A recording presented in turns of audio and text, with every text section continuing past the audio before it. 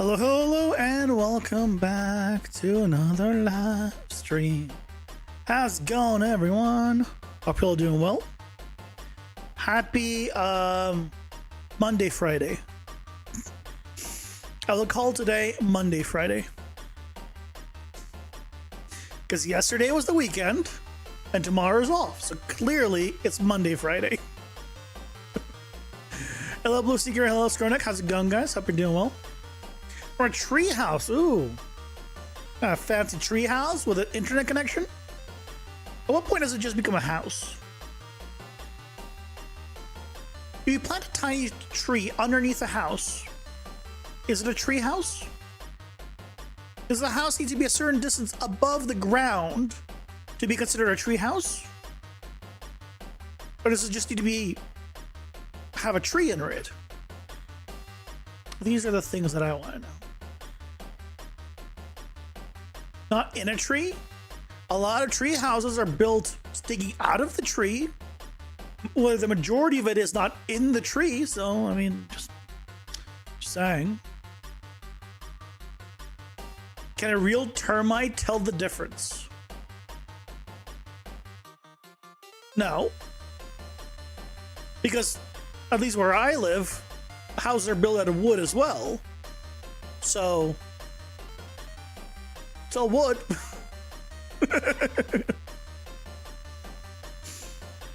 Get internet because it's a tree and McDonald's parking lot free Wi-Fi.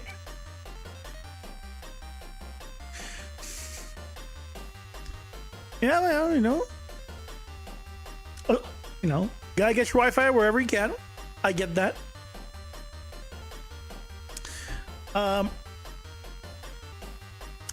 So, you guys might be hearing something new, and that's called new music. Like the song that's currently playing. New music has been added to the playlist of stuff that's gonna cycle through. So, I didn't replace it all, I just added more. So it went from like 100 to like 90 to like 310 or I don't know, 300 or something. Yeah. Hello, PFK. Pifke. How's it going? Hope you're doing well. Welcome.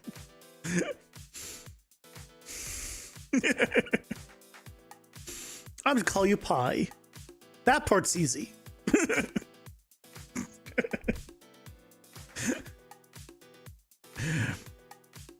Well, you guys had a lovely weekend. Mine was eventful. I released another super controversial video over the weekend.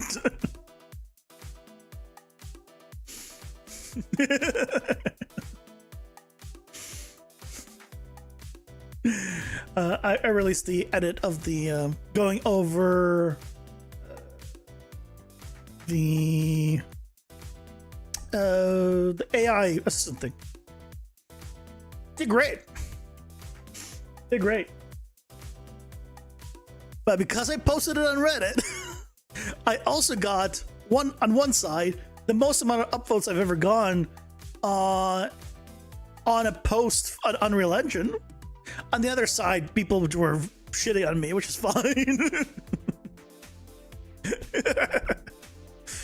Yeah, those are the controversial ones that do the best.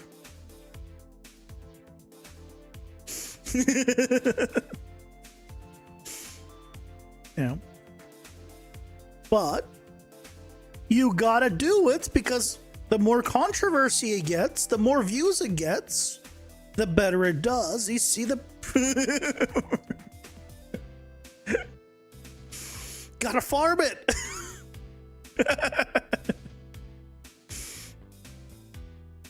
I think it's fine. People were saying that apparently it's not because it's not out. Can't review it. And there's definitely not other videos that are already out doing the same thing.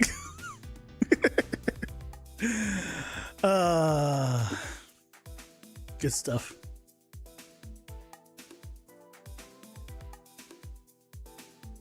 Do you take pie? Good.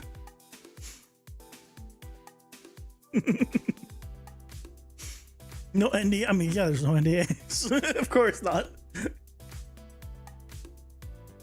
I don't know. If something's different during launch compared to what I checked out,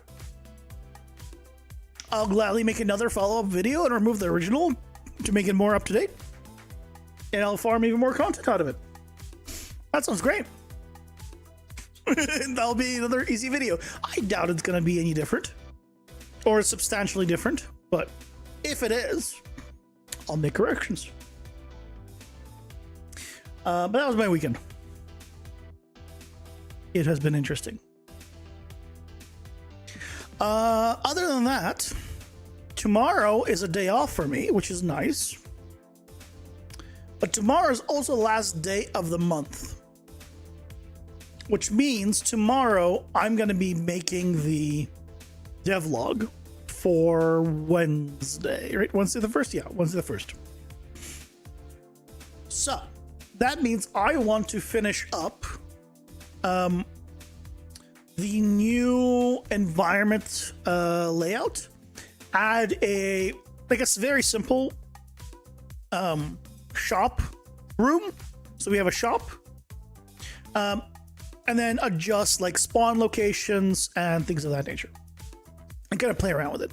So that way we have actually quite a lot done this past month in a way. We perfectly have the new design of the levels. We finished the boss at the beginning of the month, and we have the whole menus and everything done. Lights already turning on. Lights already turning on, and it's like 10 minutes into stream. Eventually, you know, in another month or so, it'll be like the lights just already on. Also, it was never my intention to create a halo around me, but I do like the fact that there's a halo around me. I am godly, so it makes sense. Yeah.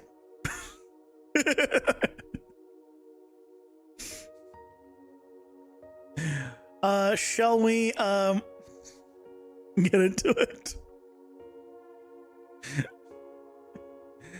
So if we go to, I'm glad that we finished like all the major stuff with the bug fixes also on Friday, if I recall.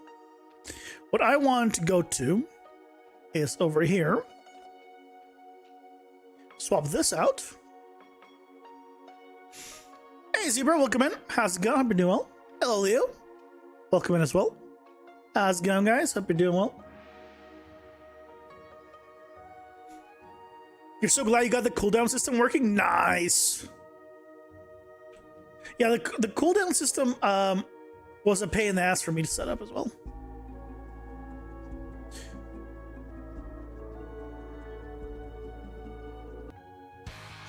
So this, oh, I want to change the, I want to add some tips, but I want to, I want to expand on this level. I need to add one of these as a shop, and then add some more spawn locations and things of that nature.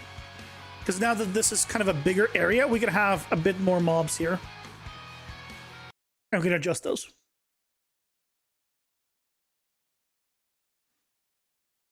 So how does your cooldown system work, Leo?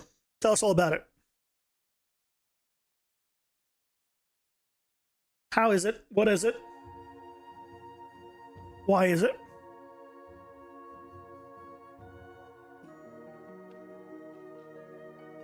Is it the best system there's ever been? If not, why isn't it?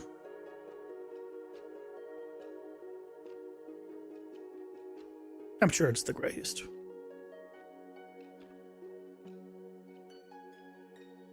So I'm going to duplicate spawn. And this is going to be our shop.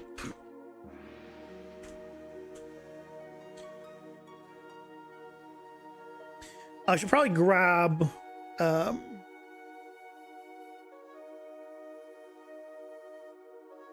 should probably just grab our shop from the other level. Ba-da-ba-da! Cyberpunk, level insist, shop room. Yeah. I want this thing. Copy.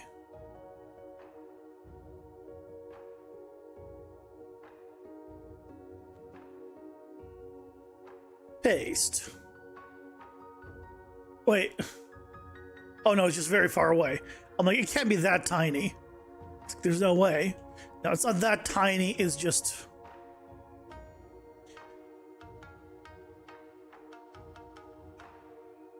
So I think I'll just put it, put it up the stairs for now. It is small, so we'll need to make it a little bit bigger.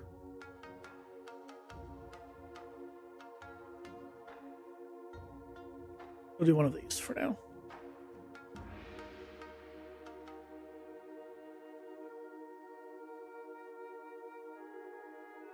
For now, it's fine. Doesn't work with a decal, though.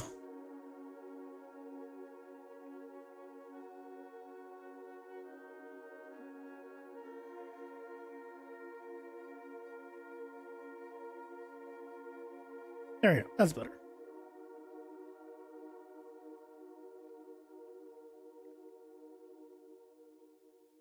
Whenever you define an ability, you can set it to have a cooldown duration. When the player uses the ability can register itself to have a cooldown, and when it goes on, off cooldown.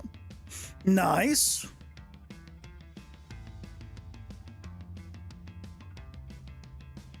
The way the system works is if an active ability is in the array that matches, it can block the ability by gameplay tag. So basically, to acquire the ability, it is as easy as adding or removing gameplay tag. And calling the ability is basically selecting whichever ability the player possesses and desire to use via gameplay tag. Nice.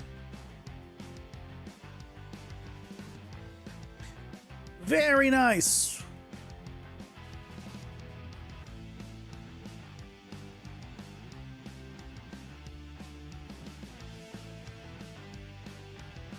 Okay, so this is probably fine now.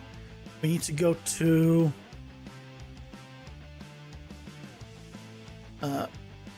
you.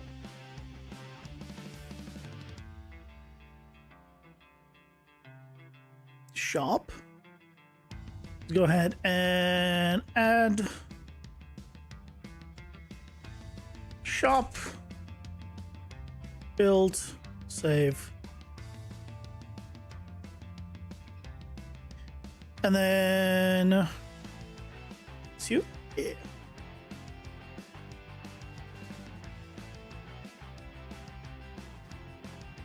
So we can do here, create path.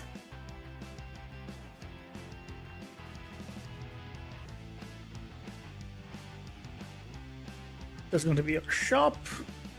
It's going to go one size. Start from path main and path nothing. Shop is the room type. Yeah. After working UE5 for most of your dev life, navigating UE4 is killing your workflow speed exponentially.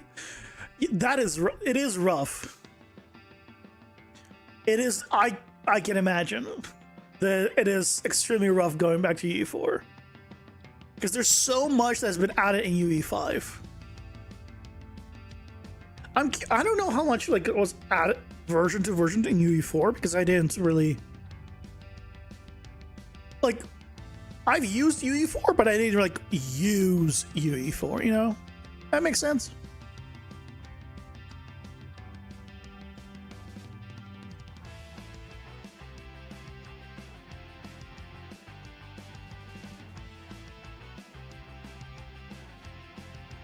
Branch 2 is going to go from main to branch.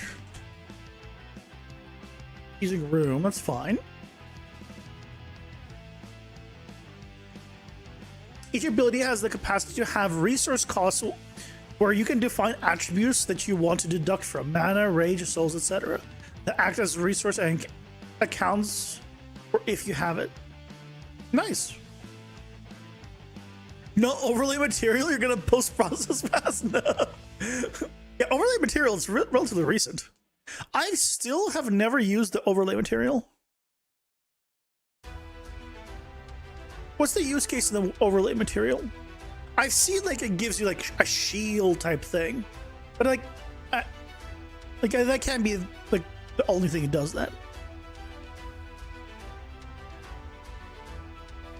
Oh, for highlighting like a hover.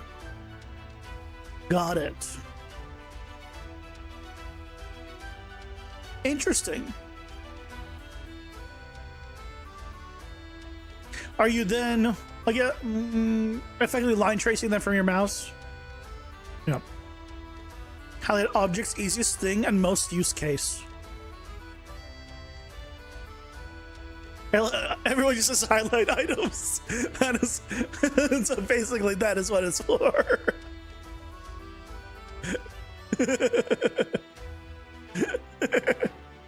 Fair enough. By the way, if you're doing just if you're trying to see like what's underneath the mouse, do I have it here?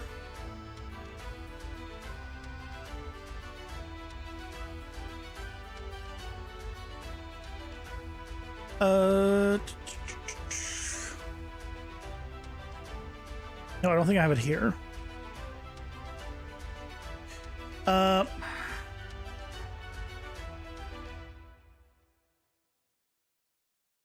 There's a mouse thing.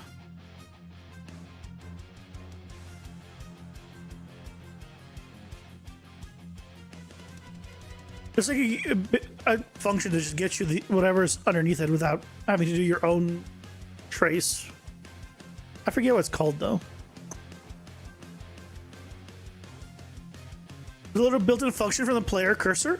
Yeah, that's what I'm talking about. Is it cursor? It's not mouse. It's cursor. You're right. Yeah, that's exactly what I'm thinking about.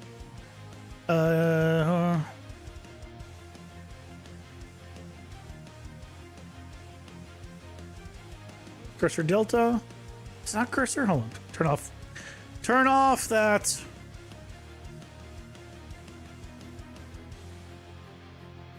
Yeah, here we go. Get hit results under cursor by channel or for objects.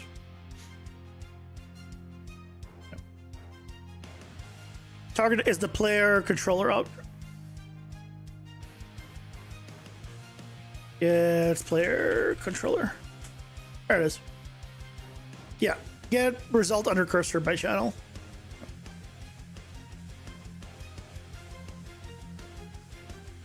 So you don't need to do a sphere trace, you can just use this. And you can even trace complex, which is crazy. Cursor functions are good, yeah, they're great.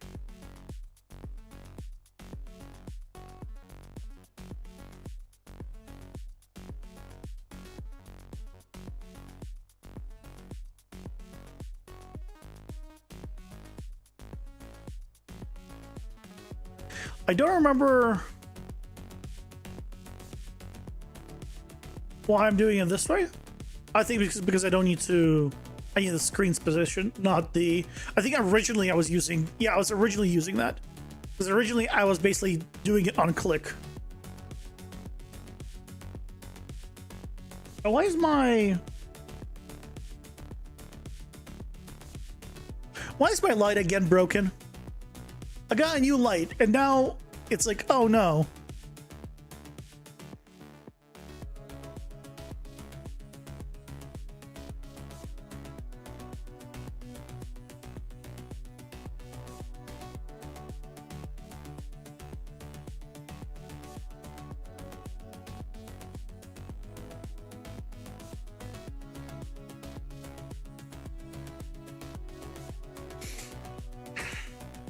Elgato, what the hell?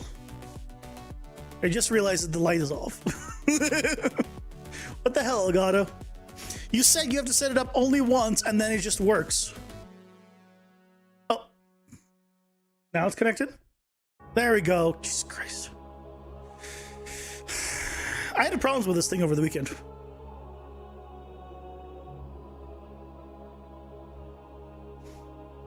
Controller input only?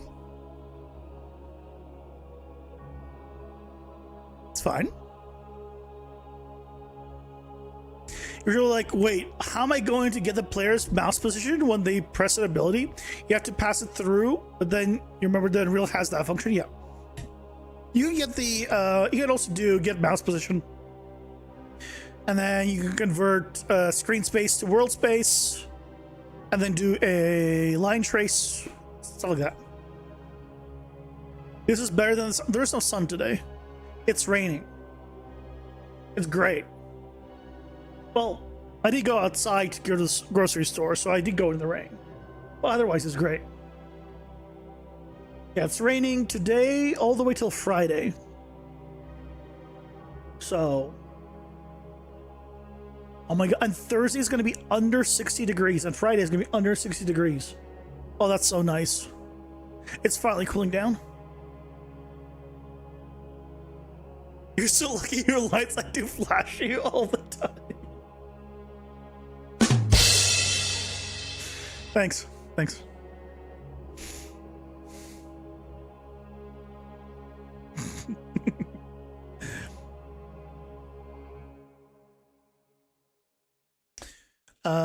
Let's take a look on whether this, if I recall, has issues.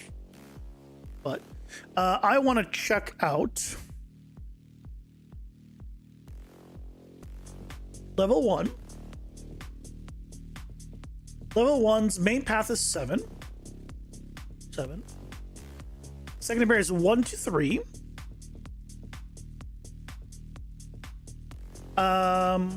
We can't do 1. Let's do 2 to 3.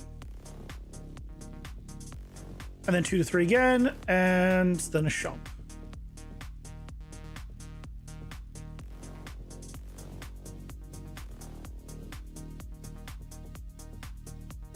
Jump.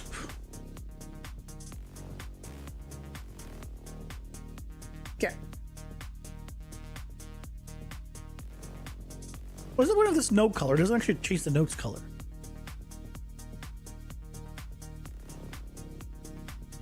It doesn't do anything. Oh, I think it's changed it in the build.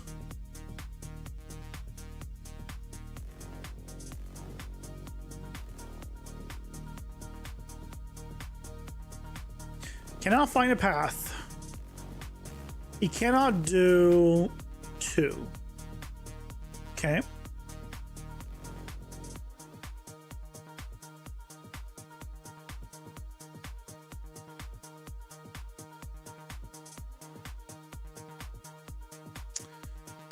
Okay, how big is this? 2020? 20 might not be enough.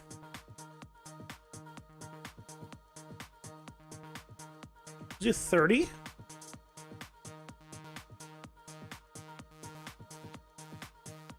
Isn't it time to check out the spreadsheet? No. What do I need the spreadsheet for?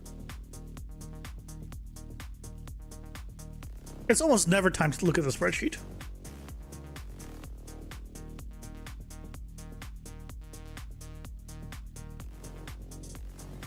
I'll look at the spreadsheet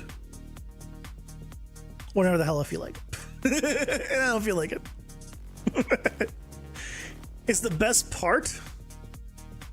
That hurts. And it's all of this is garbage, is what you're saying? I get it. I get it.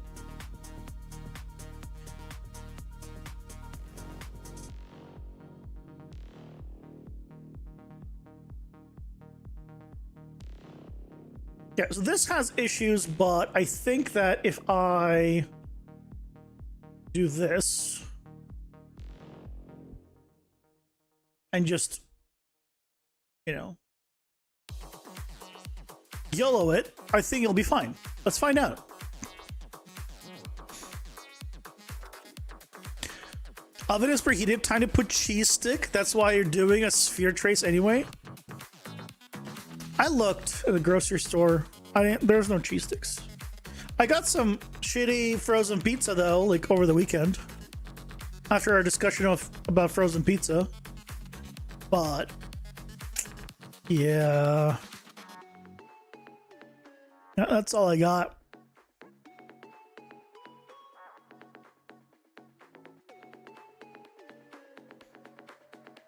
Working this ability system, you're going to be so excited to actually make abilities.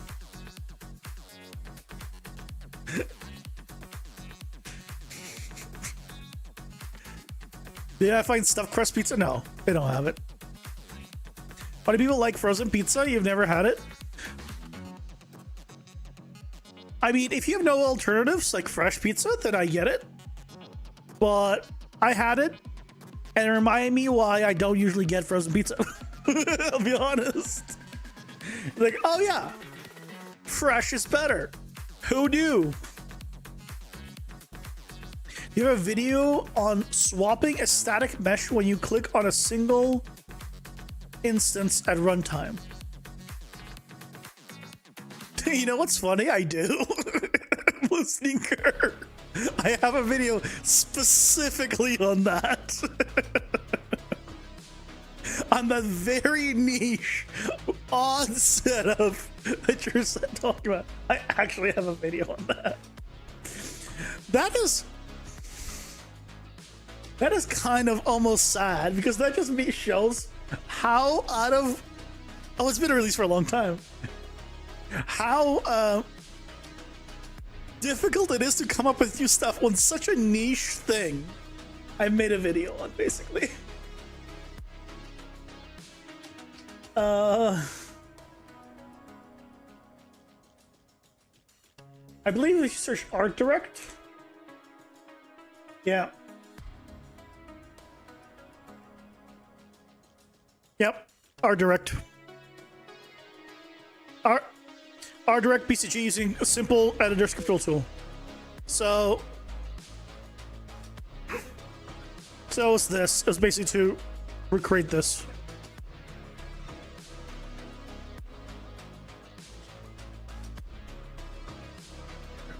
But anyway, it allows you to basically swap it.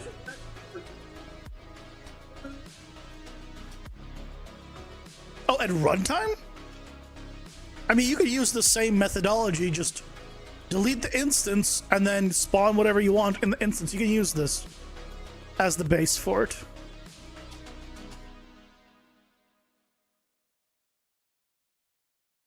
The only difference, the only difference is replace me doing the scriptable tool like trace and do it at runtime, and then you do pretty much similar thing. Yep.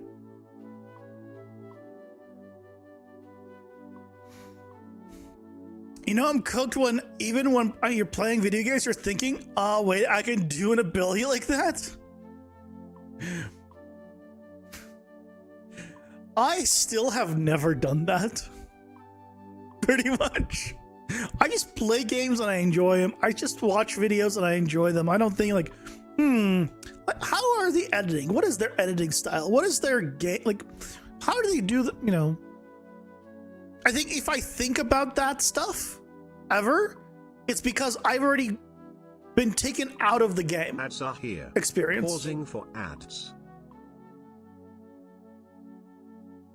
Like, the game is already messed up.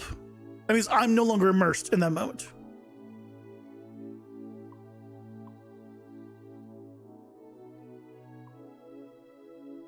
I don't know, niche things are what people have to do in general for game dev. No, I mean, what I showed has nothing to do with really game dev. I mean, you could use it for game dev, but it was more so shown for like if you're doing pre-rendered stuff and you want to like use VCG, but you need to want art directed a little bit.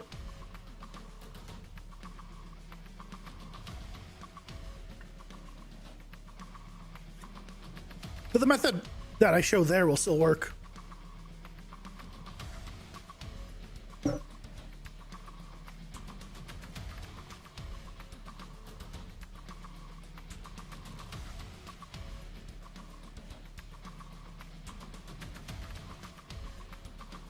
You gotta try, Leo.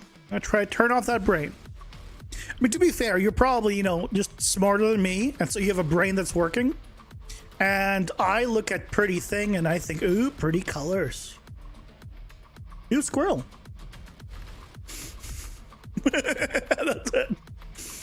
Me and my one brain cell.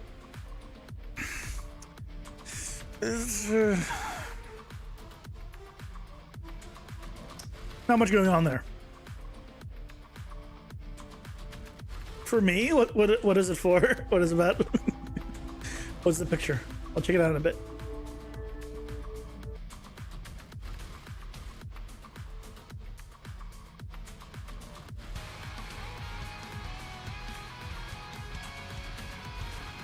It's gonna work? It's gonna try to find a seed. Let's see if it finds a seed.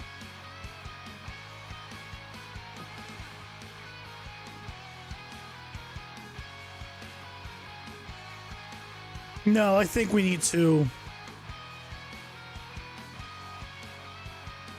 give it a little better chance of finding a seed. Okay.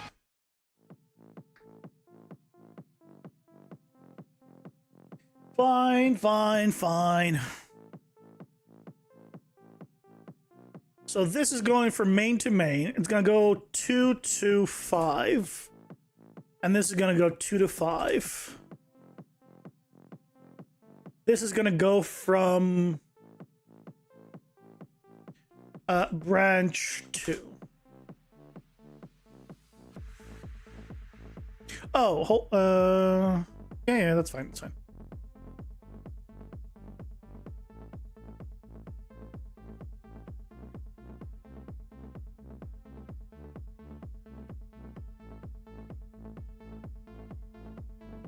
Please work.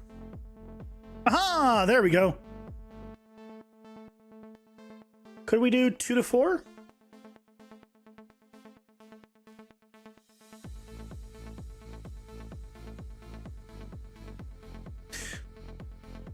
No. Your freezer? In the world?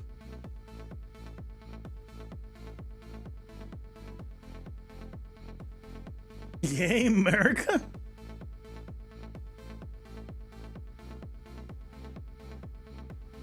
Four cheese pizza. Why is the... You could have flipped it up, like, right side up?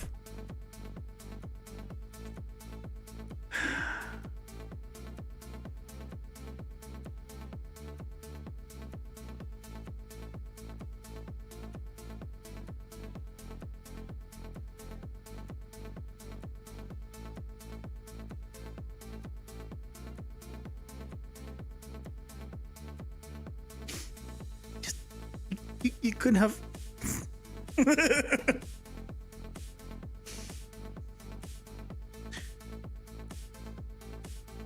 I had the Red Baron like little like mini pizzas things. Yeah, I mean, cheese stuff is the best, but also 4 cheese pizza. I want meat. Give me meat. What is this? Cheese only. Cheese is good, but only if there's more meat. Come on.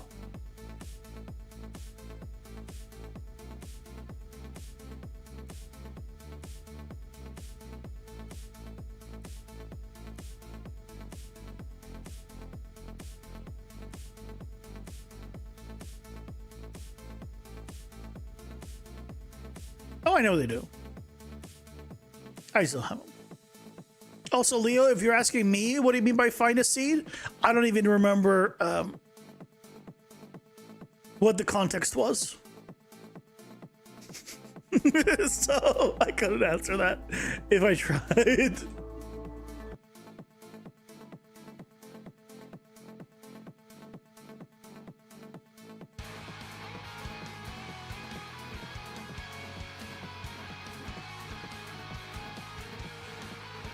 Oh yeah, this here. What we're waiting now? This what we're waiting on right now? The dungeon is trying to find a seed that works for the setup that I requested.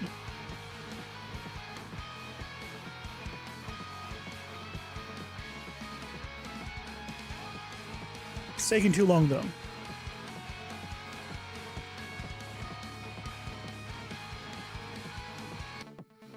What the hell?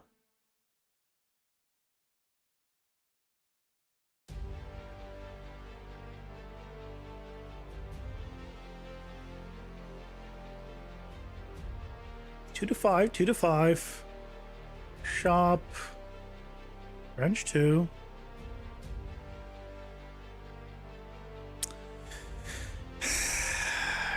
I need more maps, really.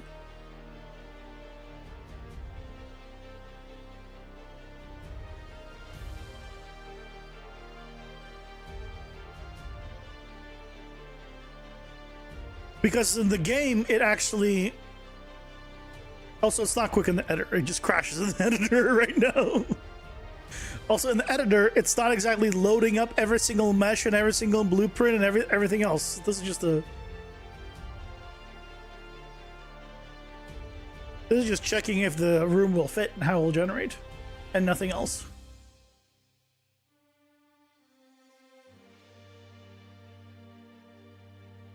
Let's try 6. Let's try 30.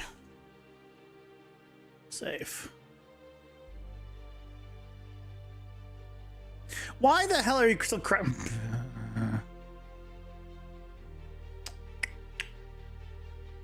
I don't like it.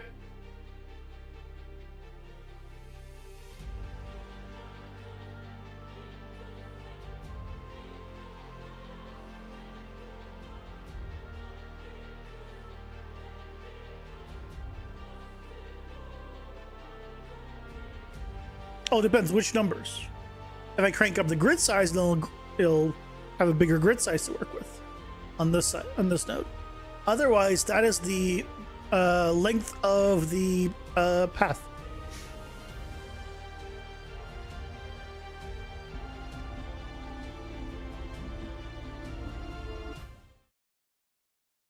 Hmm? There we go. Okay, so that works. Try again.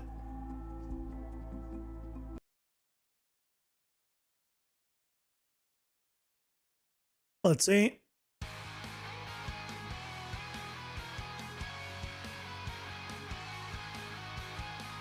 Hmm? Hmm?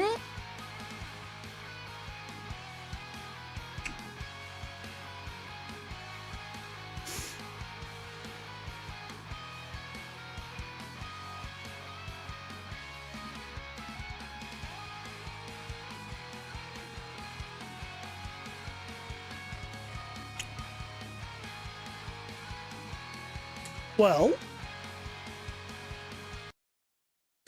it was fine the first time. Let's do 8.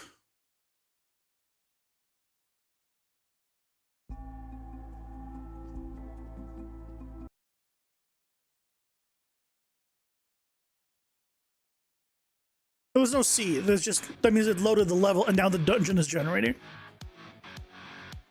That's all.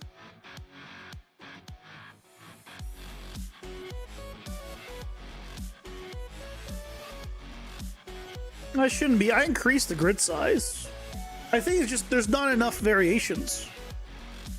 That's the problem. Like I only have a T intersection that's quite big. That's like a 3x3, and a like a 2x2 corner, and that's it. So it's having trouble. If I had more like room shapes, it'd be a lot easier. I think we just remove one of these for now.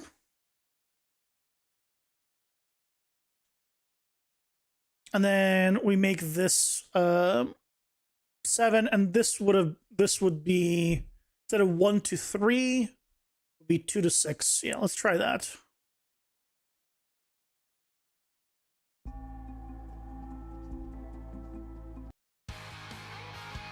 There we go. Okay, so that works. One more time. Yeah, there we go. The problem is just there's not enough room variations. Cool. So right, so now we're loaded in, and somewhere around here there should be a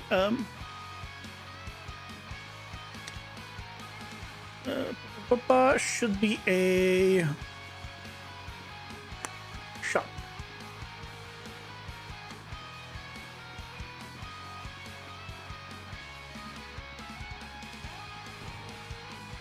Hey Thomas, welcome in. How's it going? Hope you're doing well.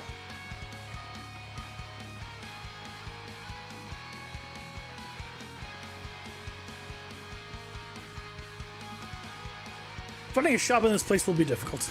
Oh, found the shop. Never mind.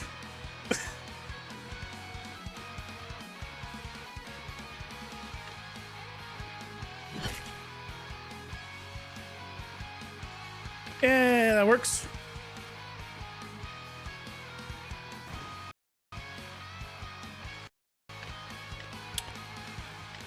Ooh, okay. A little bit of a bug.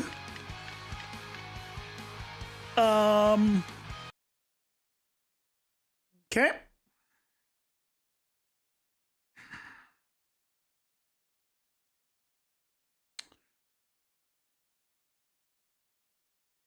Why?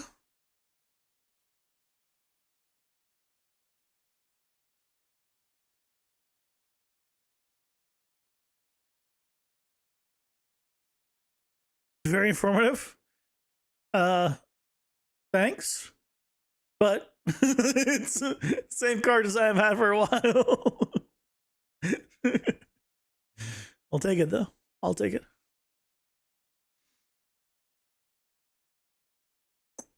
So it is complaining about this. Available curse. So the curse was added.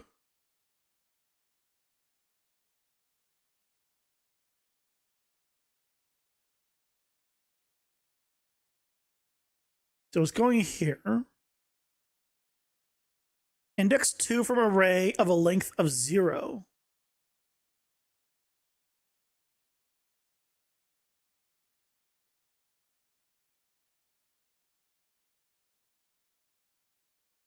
If it's not generated, you should go for shop cards.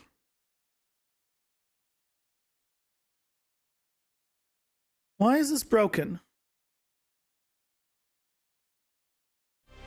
Some music back. Let's test things. Back to testing.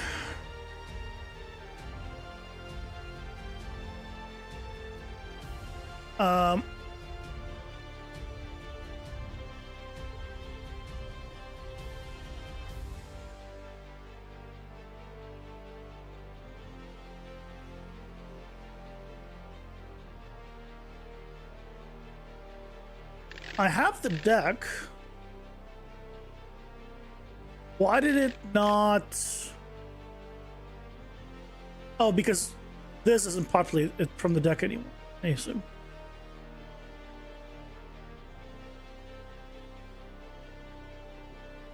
Okay. That works. See, that works.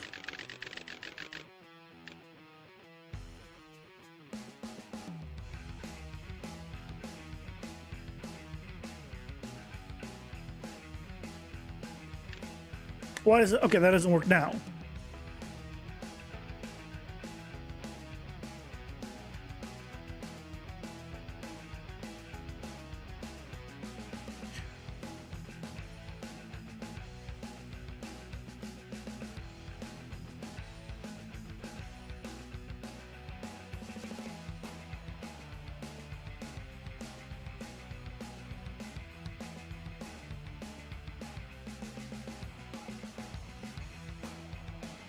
If card 2 is generated, well, then it shouldn't be doing this.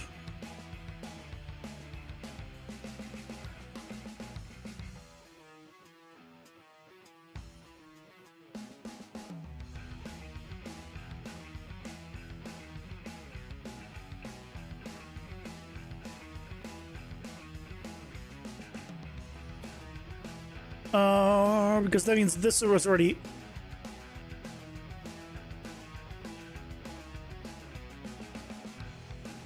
Why is it doing that every time?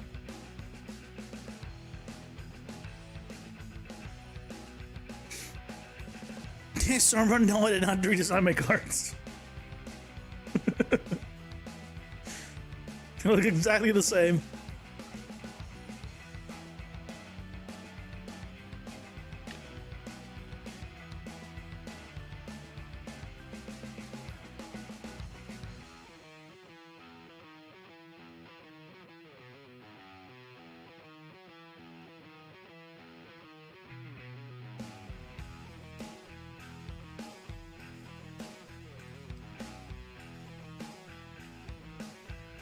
If the card 3 is already generated,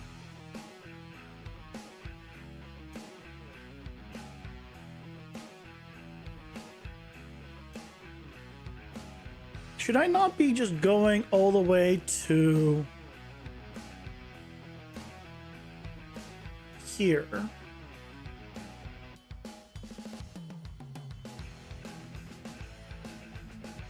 And just doing this.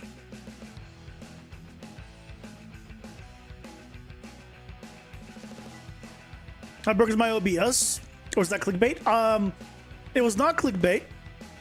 Things were broken. During the actual loading of things, I updated my Stream Deck, and that fixed a lot of things.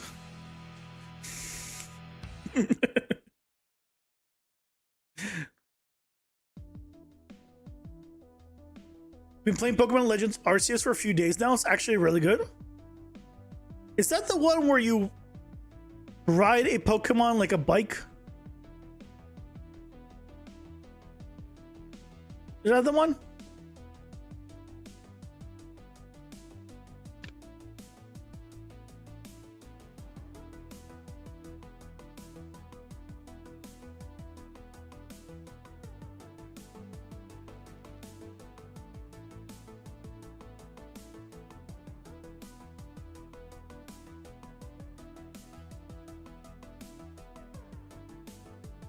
Why is...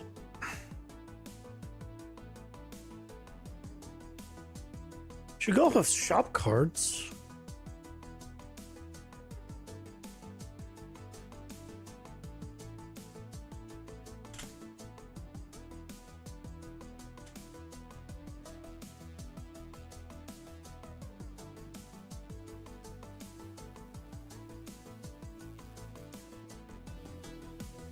Two.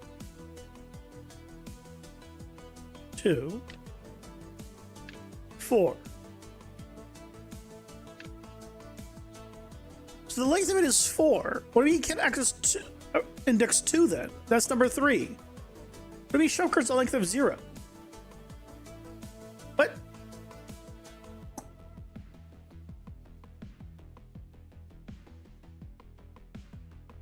What is it talking about? That is the newer one. Legend of Arceus is like traveling back in time. But you do ride a deer.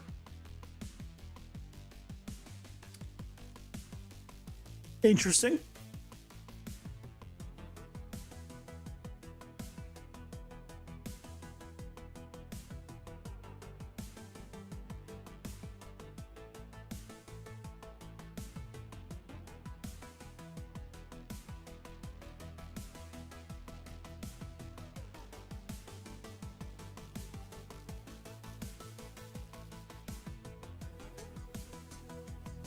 If its length is greater or equal to 3,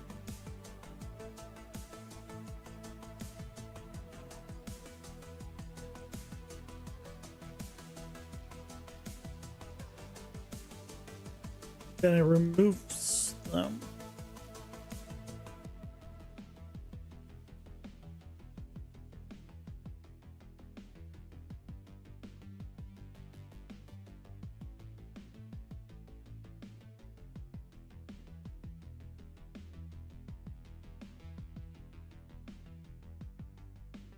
I think I need to rework this. Hey, good guys, welcome in. How's it going? Hope you're doing well. Here's your popular TikTok now. Oh yeah.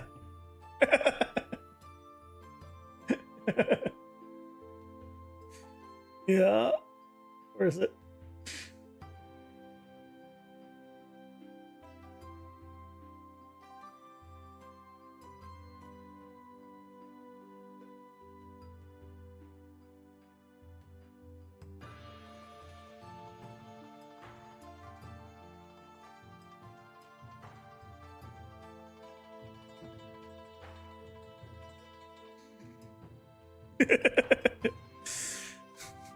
Look, guys, I'm a big TikToker now. I got 23 million views on a TikTok.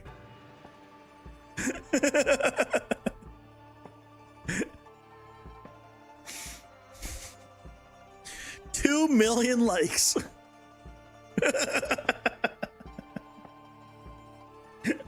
I'm big TikToker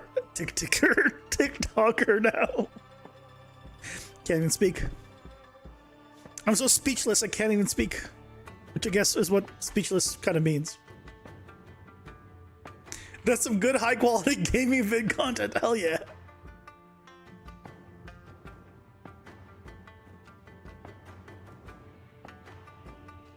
And you know how much conversion rate there is from TikTok to YouTube? 0. 0. No, not even 0.1%, Leo.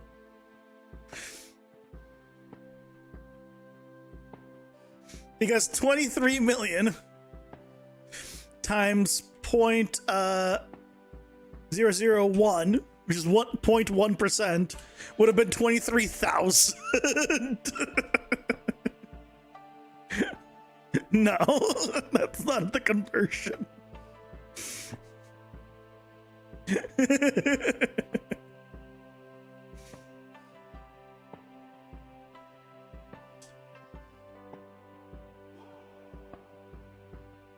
By the way, those of you have been asking me to do a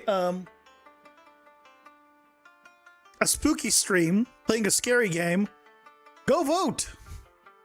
There's literally 3 people that have voted when I play that.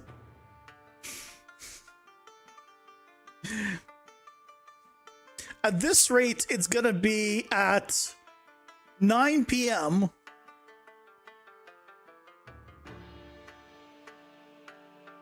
on Sunday.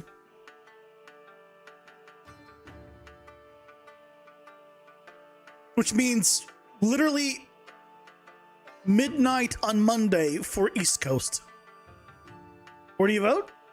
I posted it everywhere. It's on Blue Sky, Twitter. It's linked in the community post. Listen to the Discord. I linked it everywhere.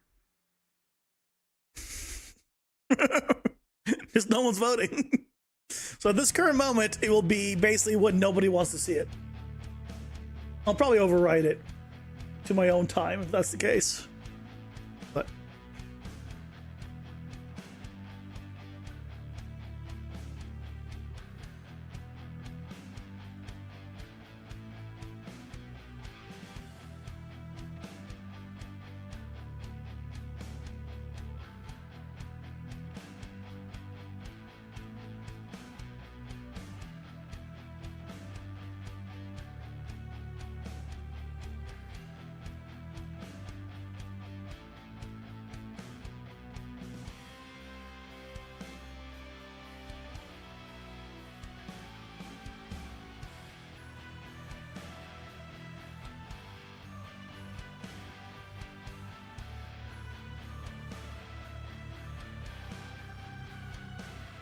what is going on here? 1 and 2 from selection pool.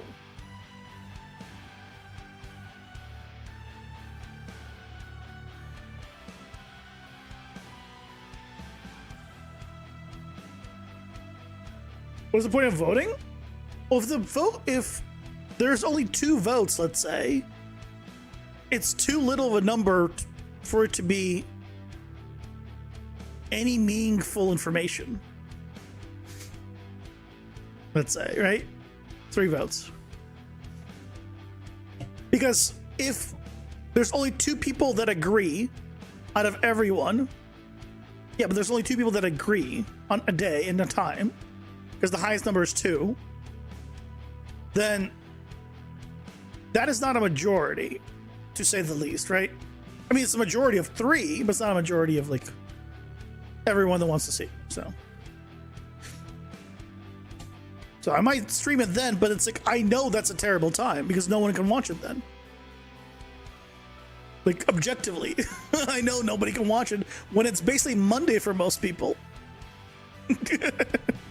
Like, why do people want to? People have work and school, whatever else, on Mondays. Like, they're not going to be watching me.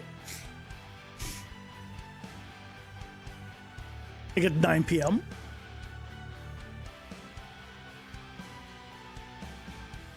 Well, that's why I'm telling people to vote.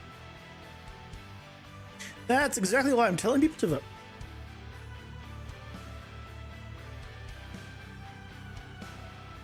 Card shop generated.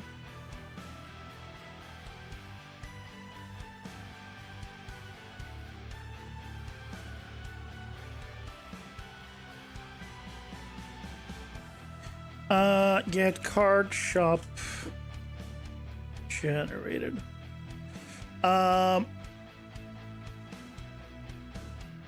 So instead of checking that card 1 or 2 is generated, so hold on, let's go this in order. Is card 1 generated? This doesn't need to check on both of these because there's never a time when I have one but not the other. So I could check for just. Oh, but I'm using this somewhere else, aren't I?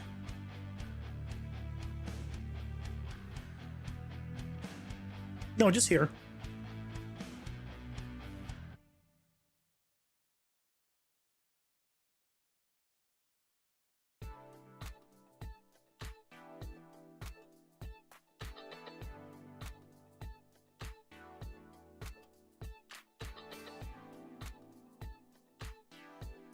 Yeah, this one I think does need to go here because I think we need to re-add the curse string. Which is what this is for, because we still need to do this. So what I need to do is check if, because if it was generated,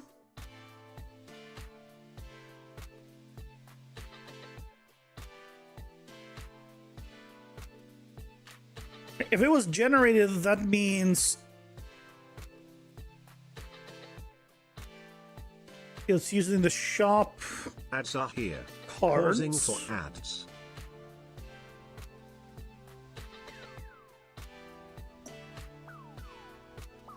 Of input 1. So that's correct. Otherwise, it's using shop cards 0.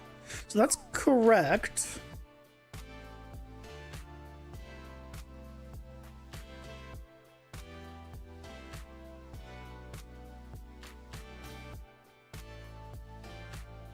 You pick Sunday because it's a good day. You pick 9 p.m. because that's the latest time you had available. Yeah. But that's right. Again, that is also midnight Monday for East Coast, which I have to consider. Now, I'm not going to prioritize 1 or 2 people above like what I know is the majority of my people. Like, just because those are the only like 2 or 3 that voted, right? So that's why I want more people to vote.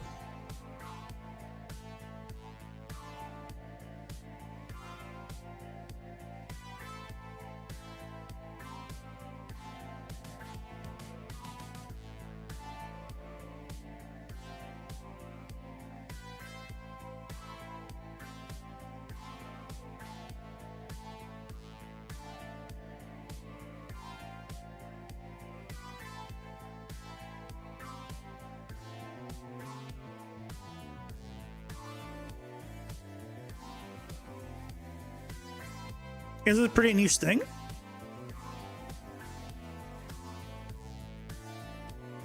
What difference does it make if it is or it isn't? I don't understand.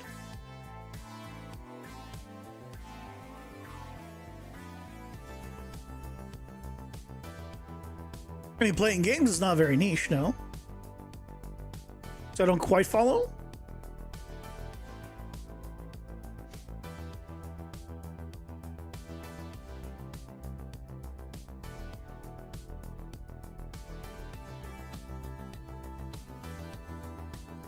So this is all fine.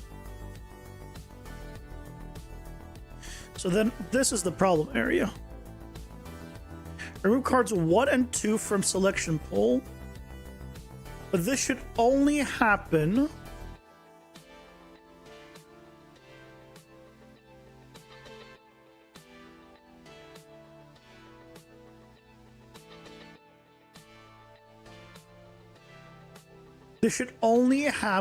if shop cards is greater or equal to 3.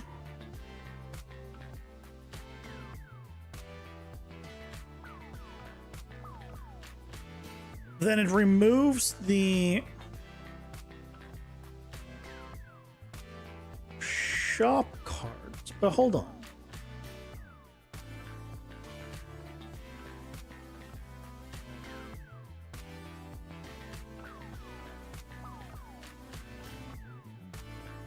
But those got reshuffled. That's why I'm removing them, because they got reshuffled.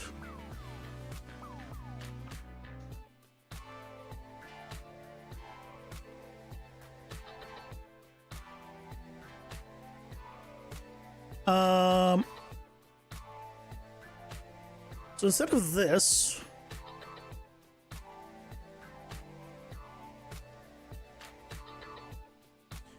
what if I did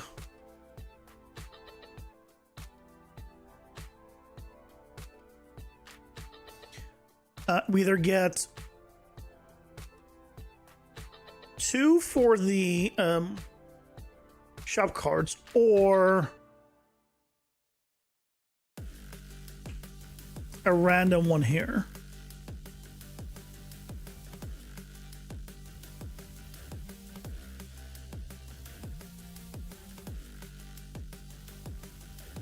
So then I should no longer complain about, but it did complain about this one as well, which is odd.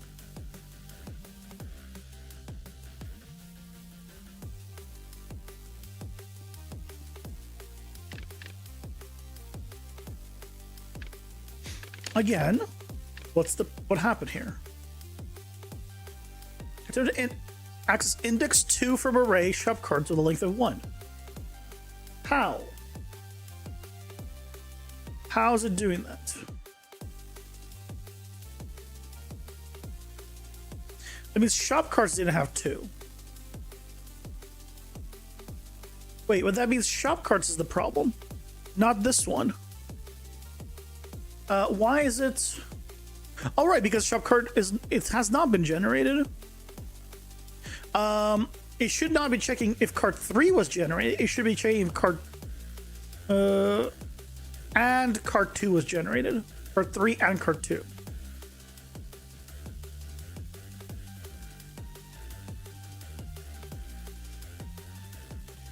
So if this was not generated,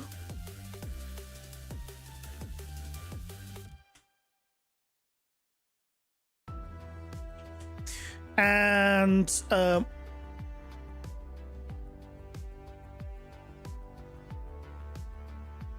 2 was, right? If that's the case, that means it's only getting the 3rd one, in which case it should do this one. Otherwise, it'll do this one. This is the only scenario where it'll do you.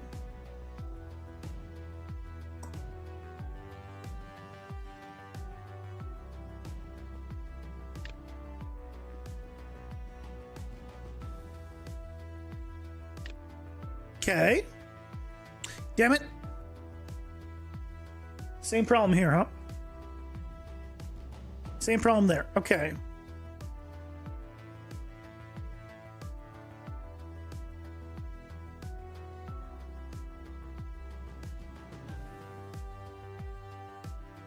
So it will use this one if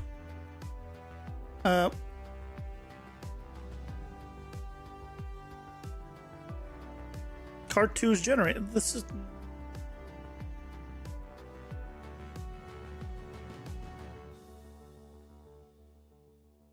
card 2 is generated.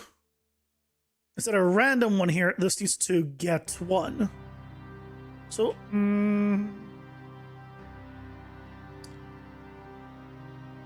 well, this is the same result.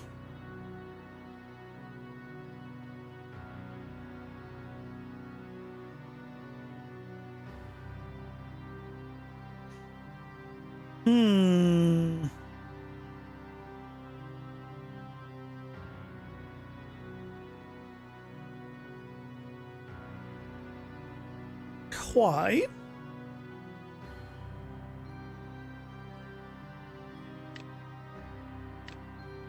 Okay. Okay. We were fine there. Fine.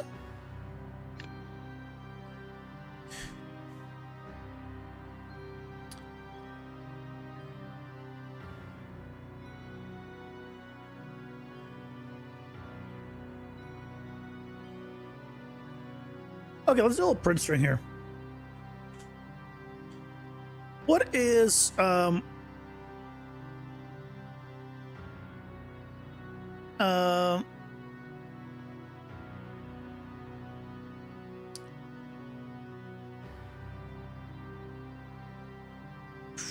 I need to, and you know this. What does it determine how long the array is going to be? Based off how many cards I've selected. So if I select 1, 2 are going to the array, 2 are going discarded. And so that's where their 2 are here. Add 1 more. I mean, there's 4 there.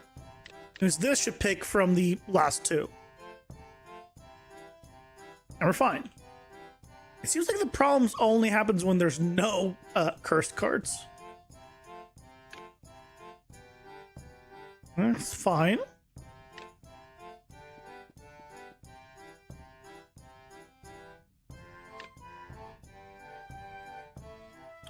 Okay, it became a problem when it became true. So when it was true, it got this.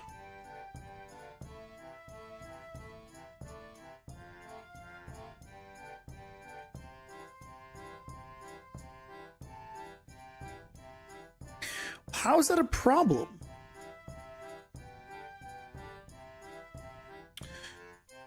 It's a problem because why?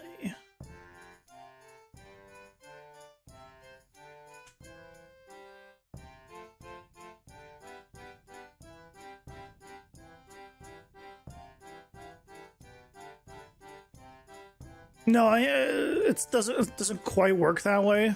It's not a matter of how many there are. True, hello.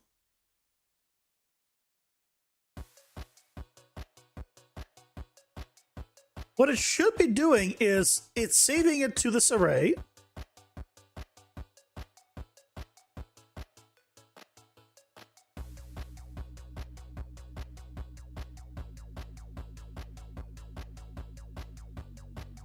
Which means that it should have it in this array. This happens after, so this shouldn't have any effect on it.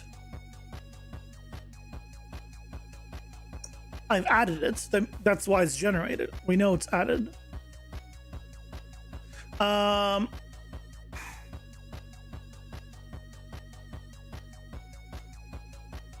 Print the length here.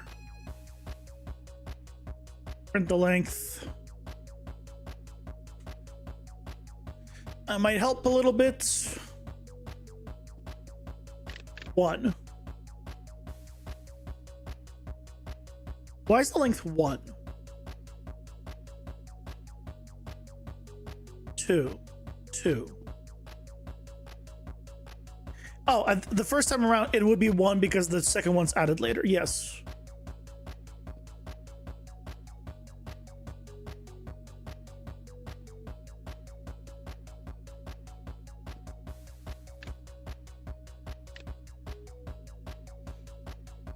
Why does it still say 2?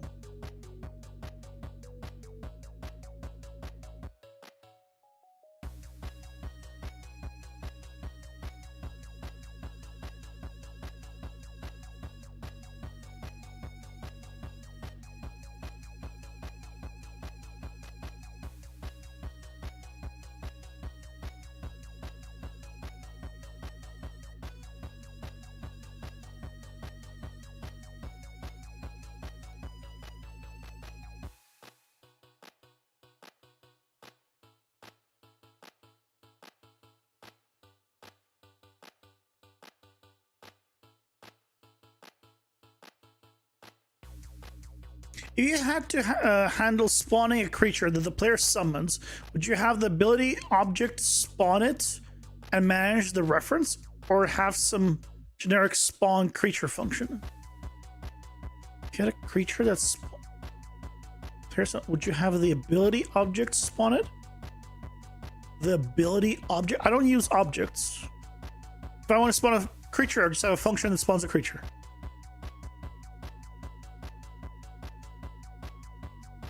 I don't need an object. What do I need an object for?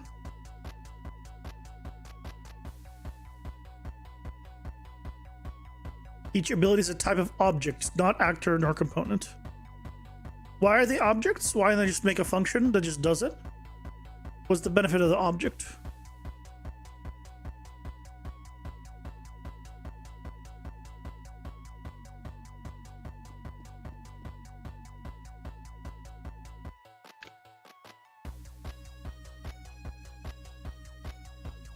More lightweight? But isn't a function more lightweight than an object with a function inside of it, effectively? How would a function be more like heavier than an object with a function? You probably make some sort of blueprint function library? But yeah. I don't know. I don't use objects because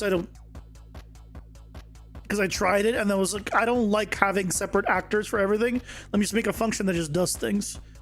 For me, mentally, that is easier for me to comprehend. So I did it that way. I think that's just a preference thing more than anything.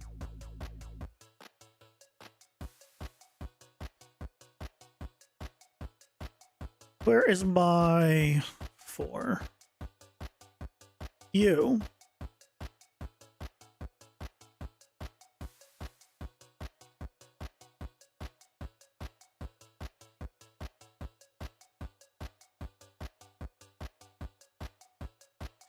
Why do I... It's doing it from the get shop cards.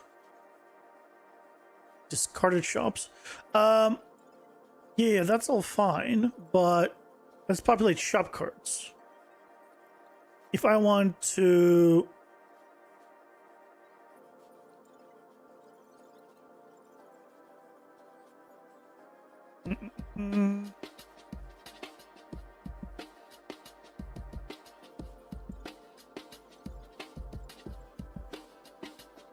If I wanted to...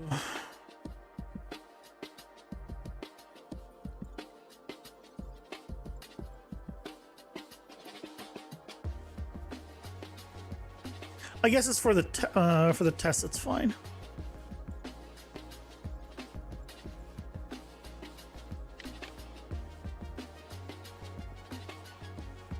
So I guess I just don't do the thing I was doing and then problem solved.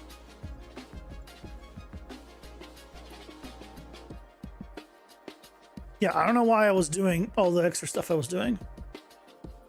Like this entire thing just shouldn't be here. And then problem solved.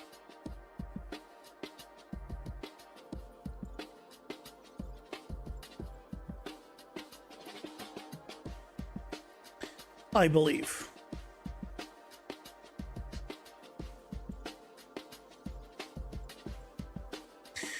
You have a hierarchical structure set up for objects so that they do some base functions, but it's primarily for communication with ability systeming is.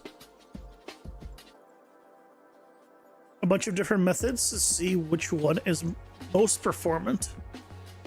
I mean, are you trying it at a like on a mass scale?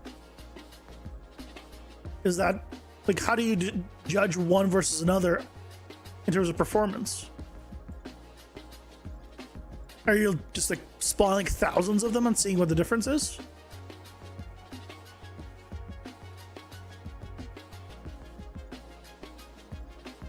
I mean, I feel like that. I think you're jumping ahead a lot, but I mean, you do you.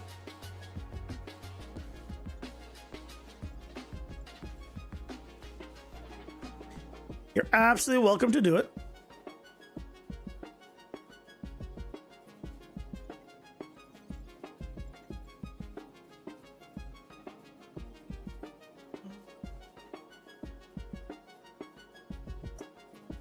I cannot make this elapsed.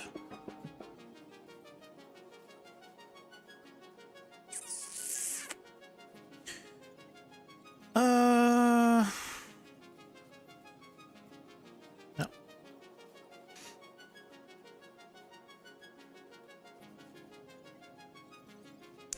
So let's do a test.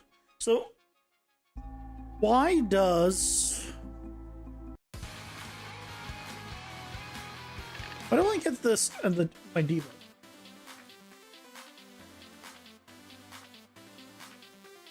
Why does that only populate that?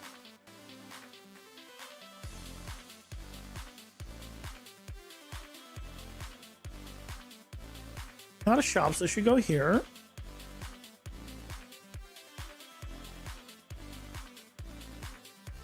Get available ability.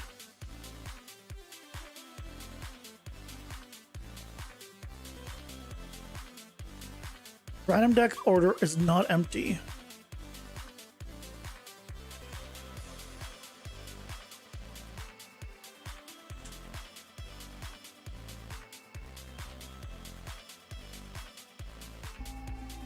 False.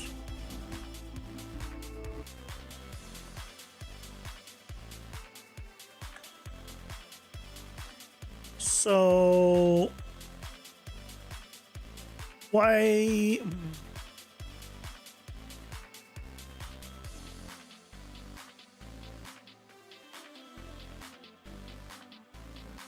Remove after card selection.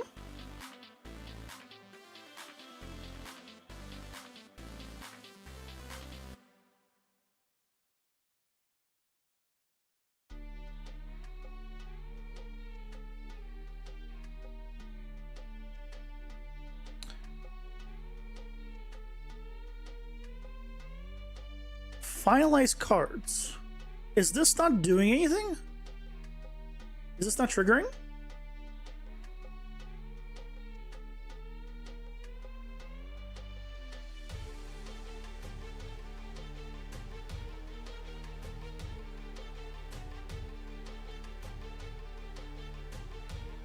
Where is it? There it is.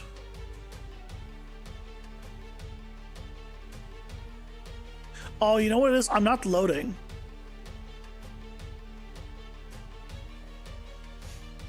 In my scenario, I'm not loading, so I'm never finalizing cards. So right here, I do this. So here, when I go in here, I'm not gonna get it. But if I did it from the main menu, I'm pretty sure I would.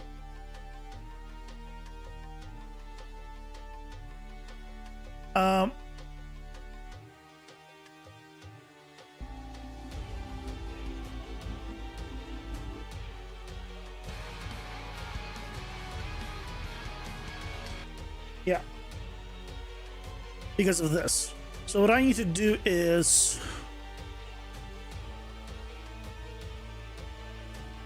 do this.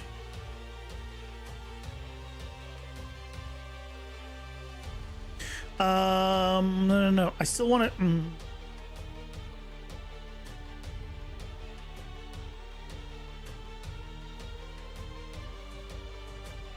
I'm gonna do this.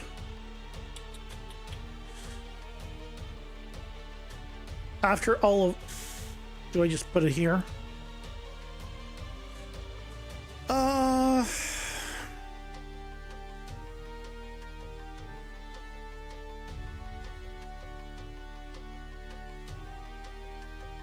Let's see if that fixes it.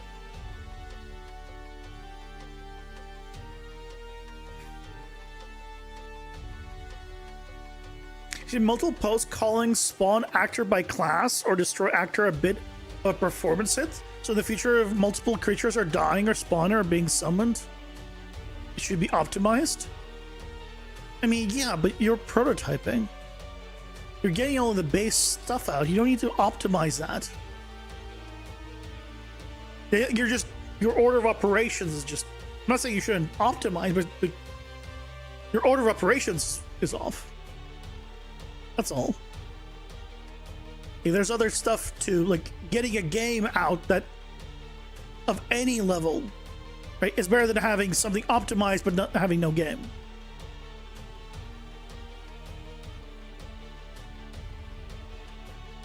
Give the damage numbers pooled so they don't cause any stuttering. I mean, that's good. You need to make it smarter so that it takes the average of damage calls over the course of the gameplay, so dynamically adjust the pool size. Yeah, see, I'm not even thinking about that. Like, for me, I think that's way too early. As far as I am in my game, I think even still, it's too early. I think for me to even consider stuff like that. Like, I'll deal with that much later. Like...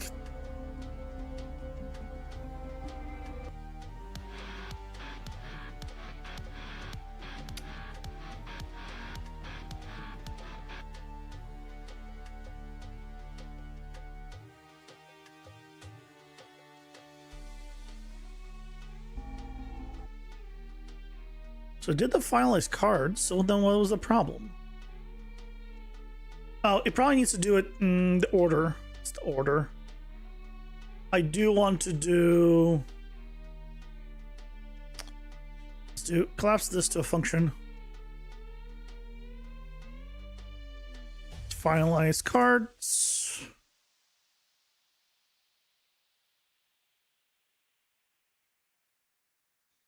No. I haven't turned on the music back on. Sorry about that. And then get rid of you.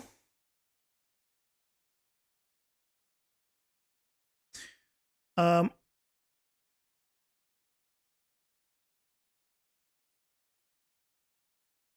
then here.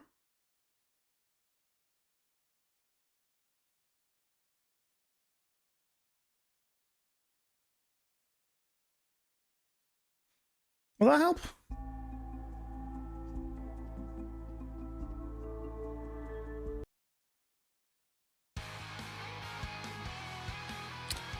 Why? Why isn't that working?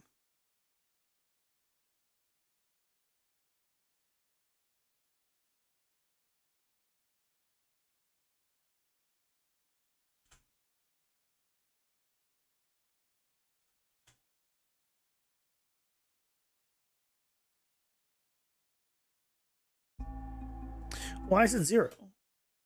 Why is the number of available cards 0?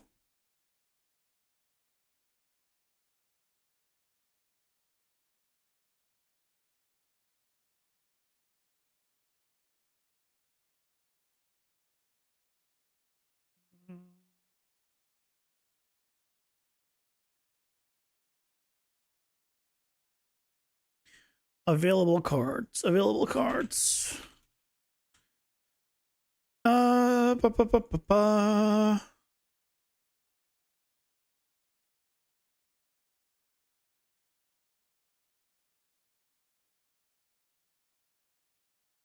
The card deck should become available cards. Am I not setting that? Oh, you know, it's because it's happening here. right?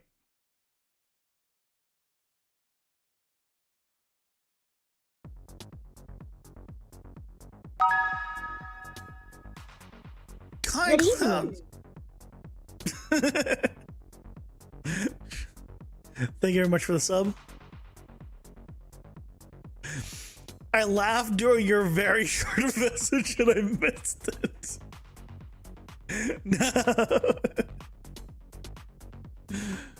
Welcome, welcome. And thank you.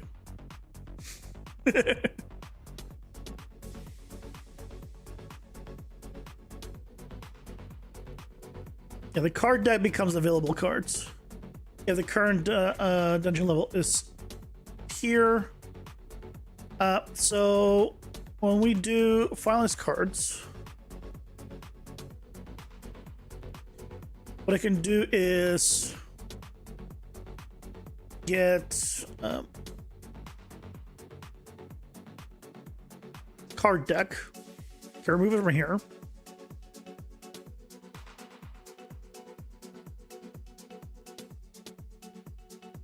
Get card deck and do it this way.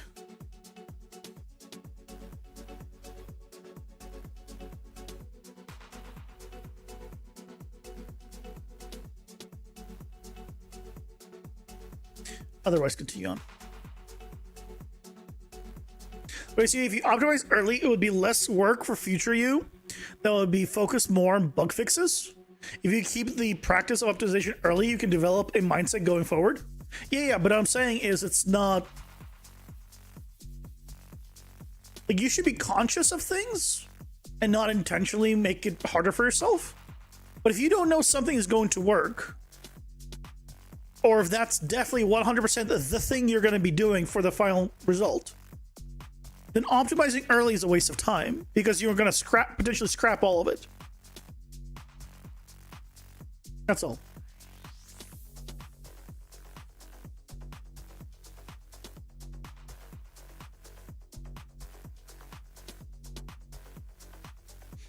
That's all I mean.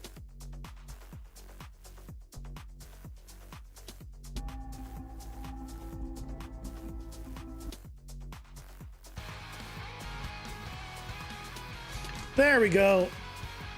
Fixed it. Fixed it. Hell yeah.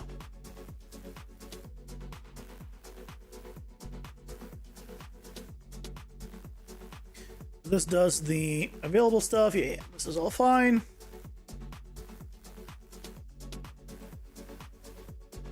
So Ads are here. Pausing for ads. let's clean this up a little bit.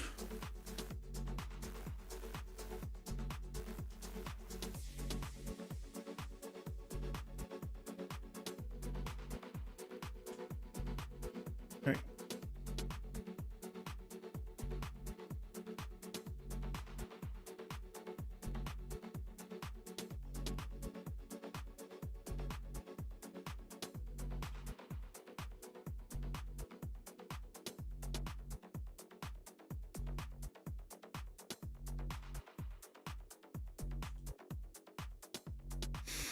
Yay, progress! Bug fixed. All right.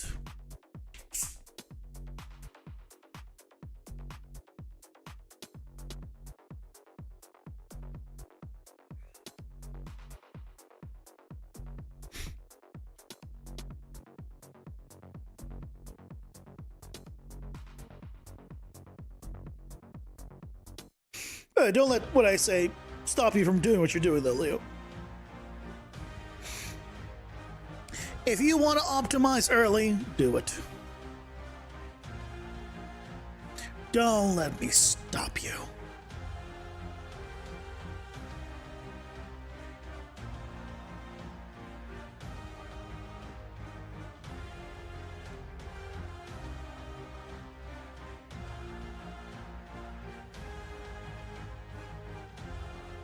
Understand that fully?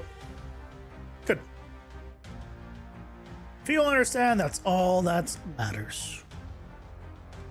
The rest, unimportant. Okay, that is fixed. So now, let's go back to the environment, sky grid, the 2 levels that we have. Starting with this one. So we want to place basically these mob spawners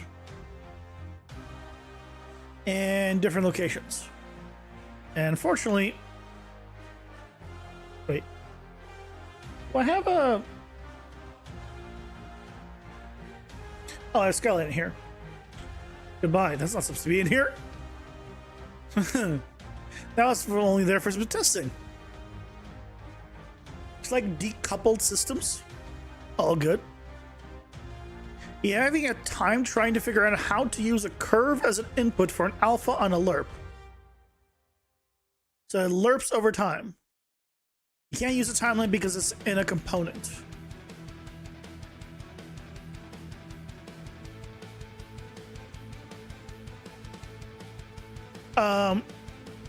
You put the timeline in the parent and tell it to do the function, the event in the parent, and when the event is done, you could tell it to do the function that continues in the child or in the component. No, he wants a like a curve. Timer's just gonna do linear. Timer by event, yeah, or function is gonna do linear. Because I imagine you want to do like one of the, like a weird, like inconsistent one, but like have it be smooth, or like a fall off, or like slow in, slow out, all that good stuff. There's certainly math for it all, but you want it to be modular so you could drop it in on any actor, then yeah, that's not gonna be modular. If you want it to be like a curve thing over time, I don't know if you can get a position along curve of a curve act like component. Yeah, I don't know. Ask Grok.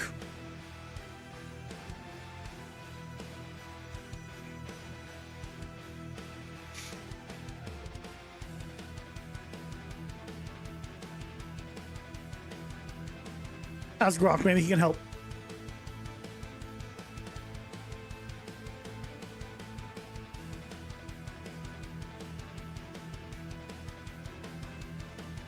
So a spawner here. Let's move the spawner over here. This spawner is all right, but I kind of want it closer. Best question is always, what exactly are you trying to achieve? Yes, that is... Leo's correct there. What are you actually trying to achieve? What is the reason for this thing that you're trying to do?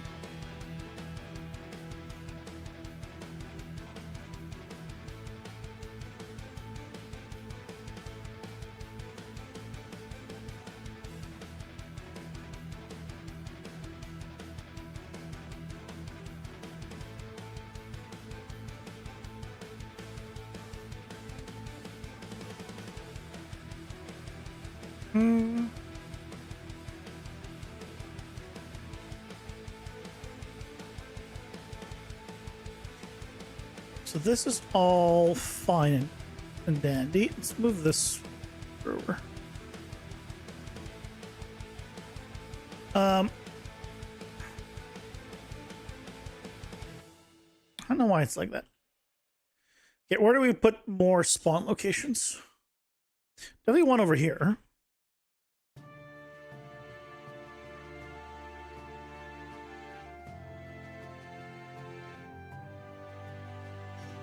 For sure we want one there. Yeah, one there. One here. Kind of one over here.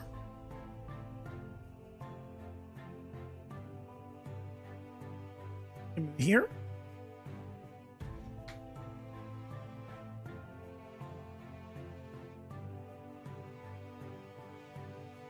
trying to basically make a timeline without being able to make a timeline because it's in a component. Yeah, but that's what you're trying to do, but what is the result you're trying to do with the timeline? You're saying you want it to be modular, but what is the thing going to be modular for? Like, what is the goal? Once you have it, what's the goal of using it? How are you planning to use it? That's kind of the question is. We understand what you're trying to do in terms of like how you're trying to achieve whatever your goal is, but we want to know what your goal is.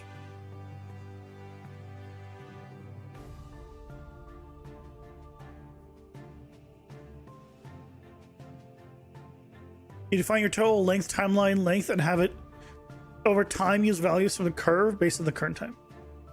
Yep. Why are the rocks cutting into the navigation mesh there? Because they're big.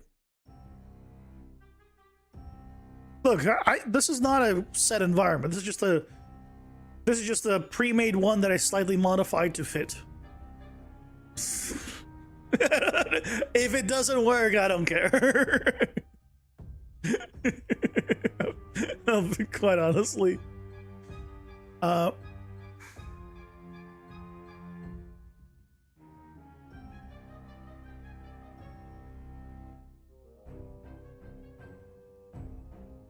Interp is all linear. All of that is linear.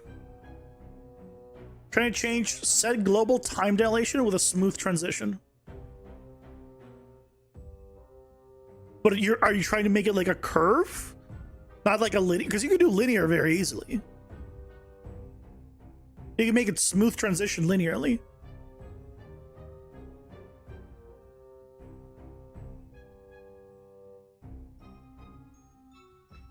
If that's your only goal.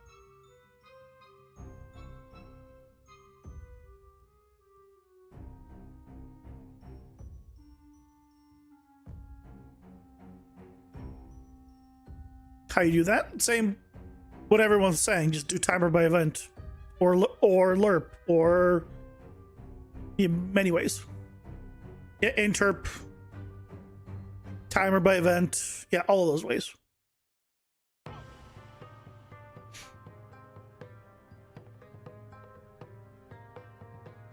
Timeline is there if you want to have something not be linear.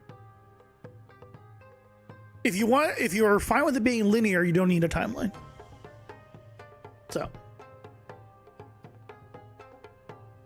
which makes things considerably easier, as you might imagine.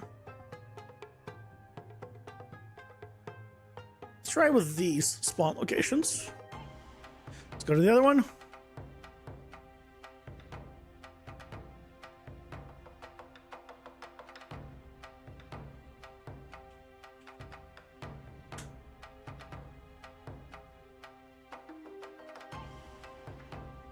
You forget interp is a thing? Yeah, but it requires freaking tick. Which is why I don't really use it very much. It runs on tick. Personally, I'd rather do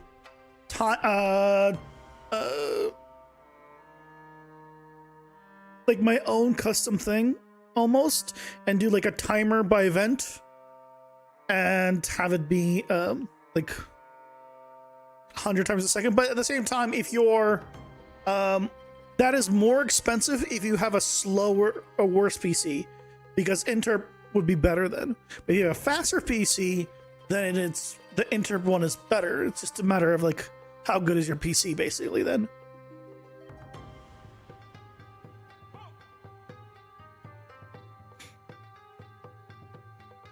Because if your PC is only running the game at 30 FPS, interp is going to be better than a timer that is set to 100 frames a second.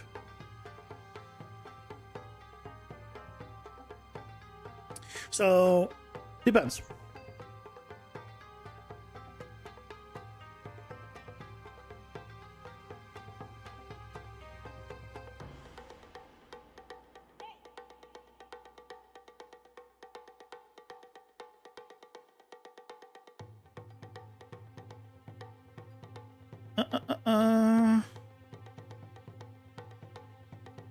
There's one here. I kind of want to move maybe you closer to this area. Maybe one more kind of on this bridge. It might be too many enemies.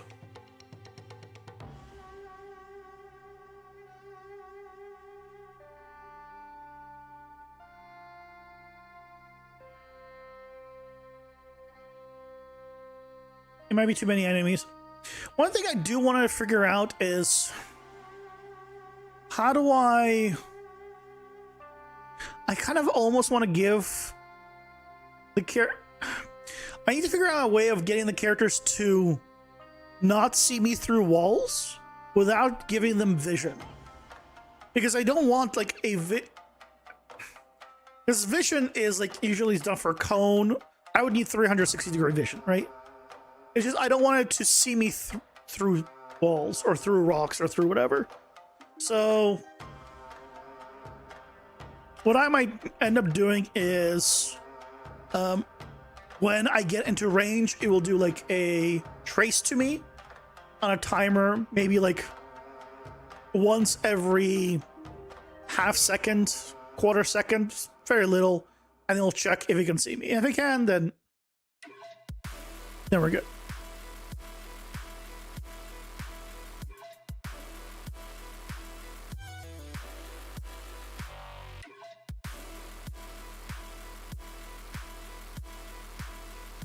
No, timer will do the trick. You just set the timer to be really short so it doesn't, you know, enough of them to look smooth, and you're good. For example,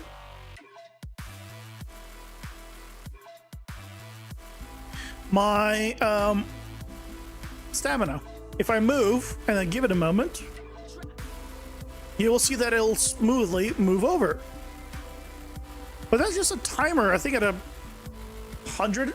I don't remember what the timer's at. If I recall, that's a timer.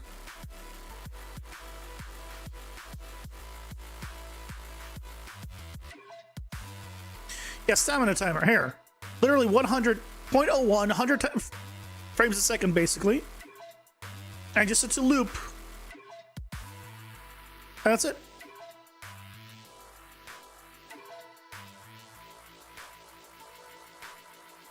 I just multiply what I need times 0.01. And then I know that that is per second, effectively. And then I do the rest.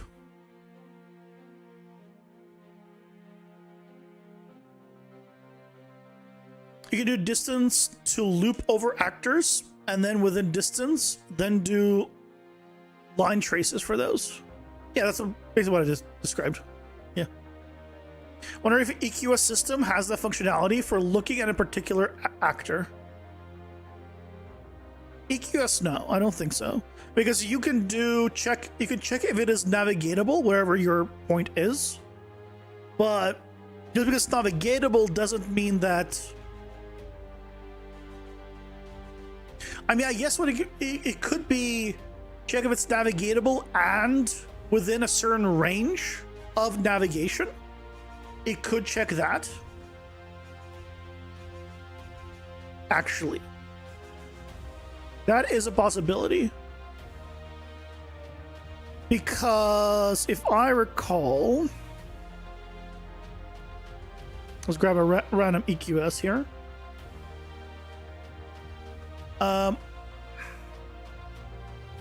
You can do it by distance, right? You can check a distance. And you can also do pathfinding. So you check if a pathfinding is like greater than a certain distance.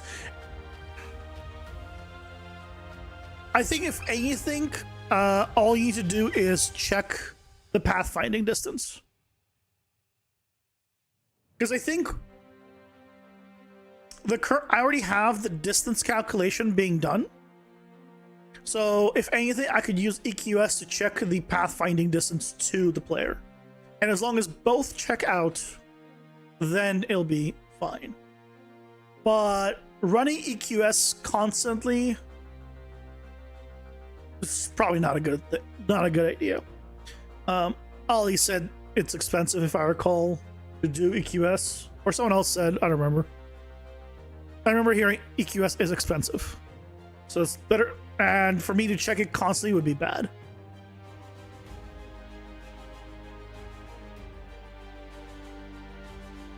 It'd be better to figure out a way of,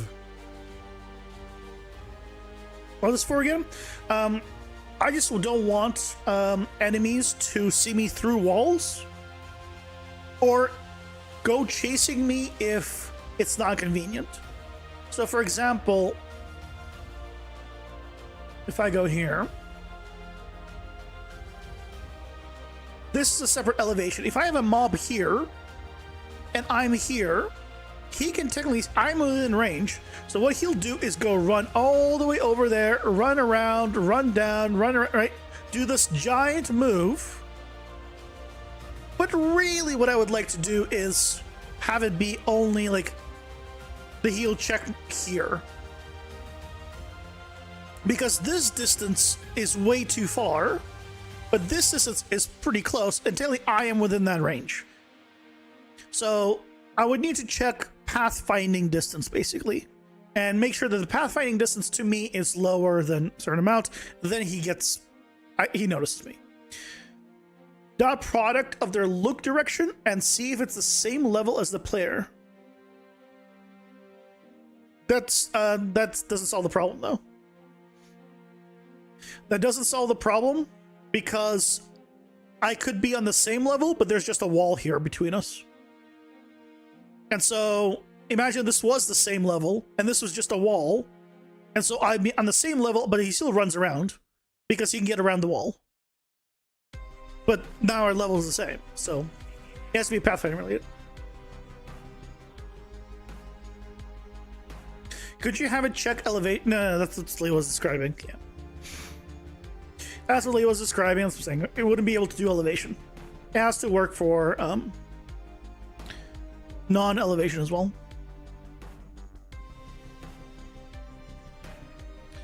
Do I have a scenario like that here?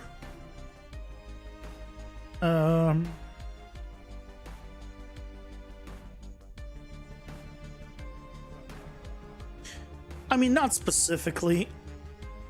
Right, and the elevation could be very small of a change. Like, that's not a very big change here. Like, if they're here... Right. Some areas have bigger elevations, some places have smaller. So, point is, yeah, I'll probably need to do either EQS or something else. I mean, hey, you know what? We could find out right now if there's a simple way.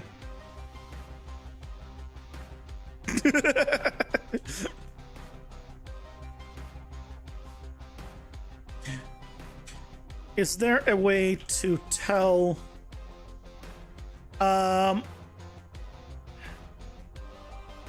long the pathfinding distance is from one point to another for an AI using blueprints?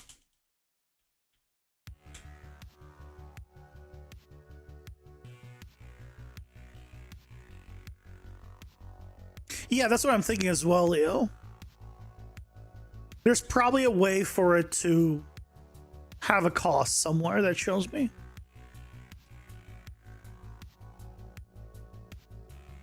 But it's a matter of how does it calculate the cost? I assume by time. If it's not by time, they might be, or not by distance, it might be something else. It might be like by grid, and it's technically inside the same grid, so. You calculate the pathfinding distance between 2 points for an AI using blueprints get path length. Note in the navigation category. This node computes the actual navigatable path length along the nav mesh, not just the straight line distance.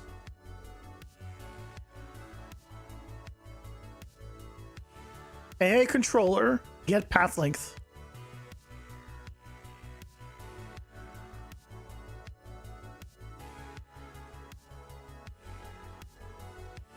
I mean, let's take a look at it.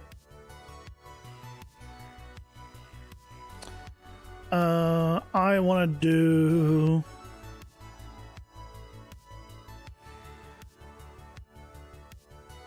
So we have the distance to player.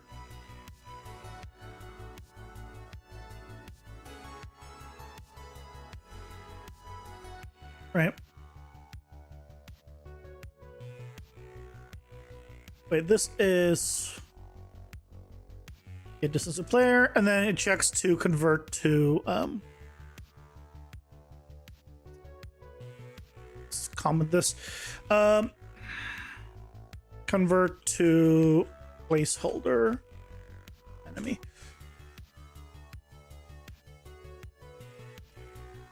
So also get BP enemy, and why am I not just doing this?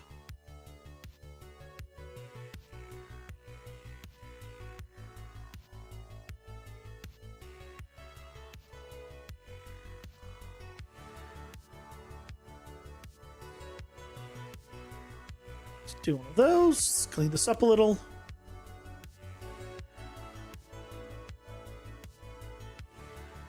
So I can do get AI controller and what is it called? Get path. Of course not.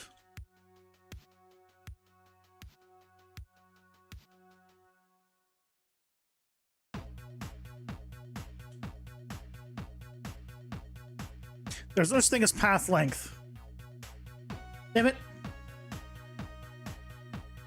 There is under navigation. Hold on. How do we get to here? Navigation path object reference.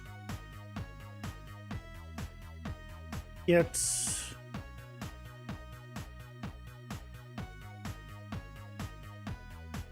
How do we get to this?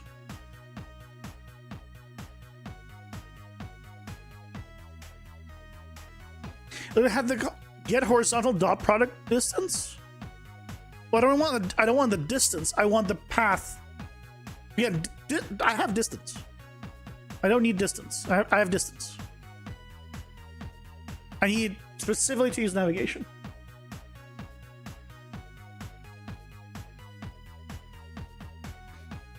Yeah, that's what I'm trying to find. For the navigation system, drag from the reference to the navigation system.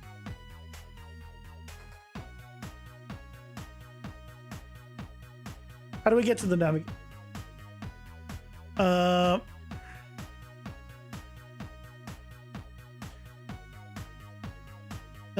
How do I get to the get path length?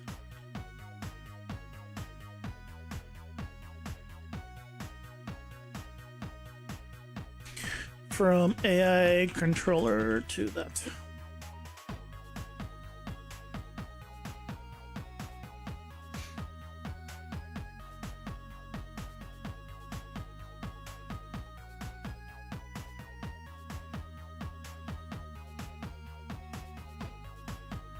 Get navigation system.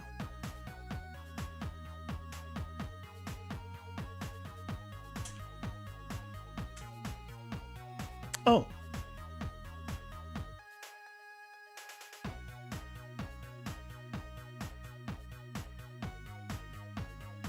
Oh. Hold.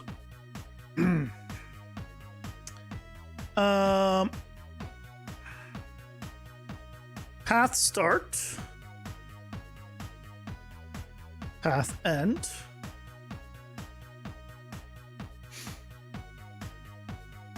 Same. Gronk is so good.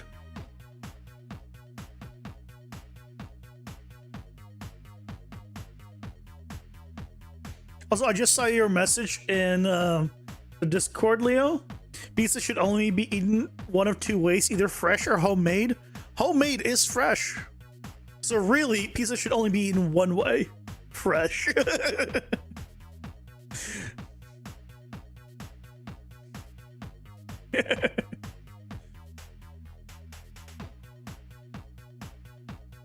So let's just do a print string here.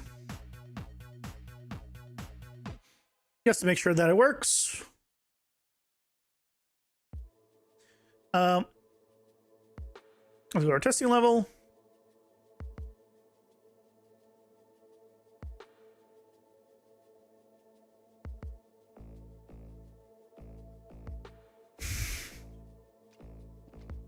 So there you go. I'm at 2,000 because I'm hidden. And now it's far less. And if I go behind the build, yeah, it's gonna go 1,500. So right now I'm at 65, and if I drop down, 1,500 because I had to go around. There we go. Okay, so what we can do is do a, instead of distance of player,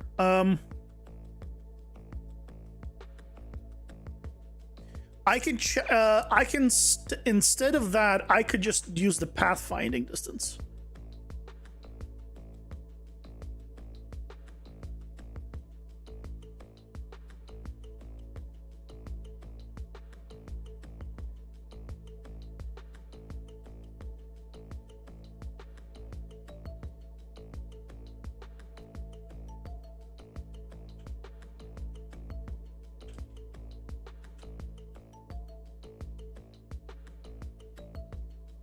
You have a cost multiplier the longer the path and it only maintains within a threshold. Yeah, it could be a lot more advanced for sure. So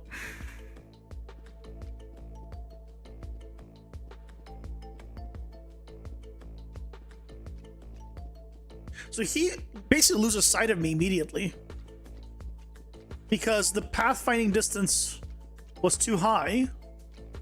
If we get him up here again, then dash.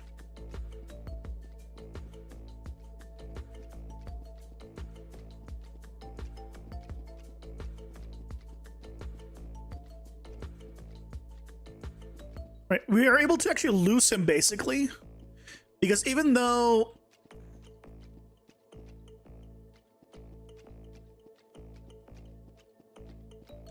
I am close enough, the pathfinding distance lower. Oh, that's so good. That's so good. I'm glad I decided to just ask Grok.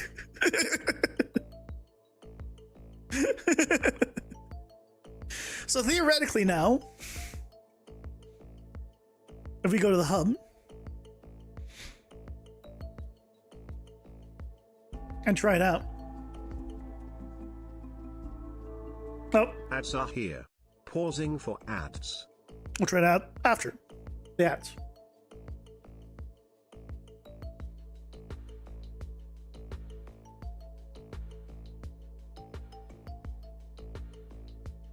The only thing would be when it searches that area, but I don't think that's within the scope of the game. Yeah, there's no searching here. When I originally had the game, I had searching, but there's no point. It's not that kind of game. Yeah, it's not necessary. It's like, you know, Path of Exile, Diablo, enemies don't search. They'll lose interest and they'll just wander around, but they won't search.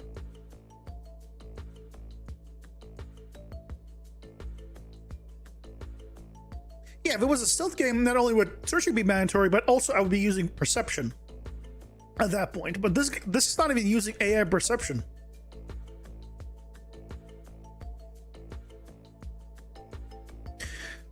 This also, you know, it'll help the getting overwhelmed with mobs problem.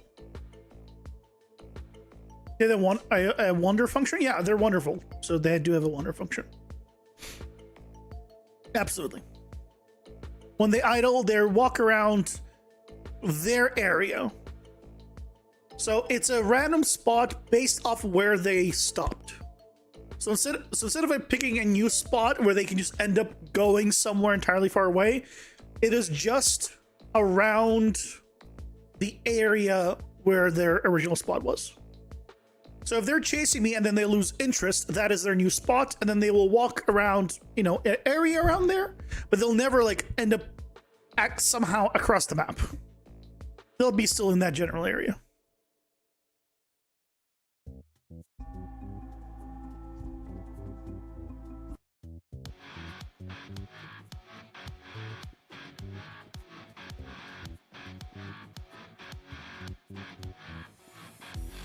Let's see how this will. This is.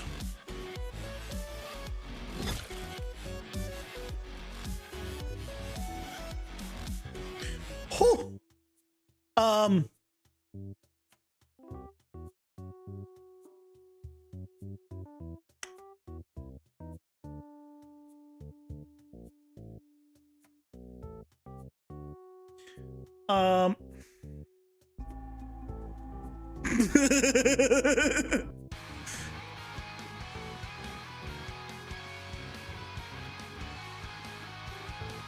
I don't like those little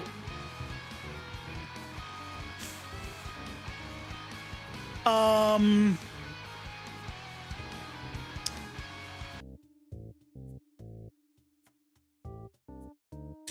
did I manage that one?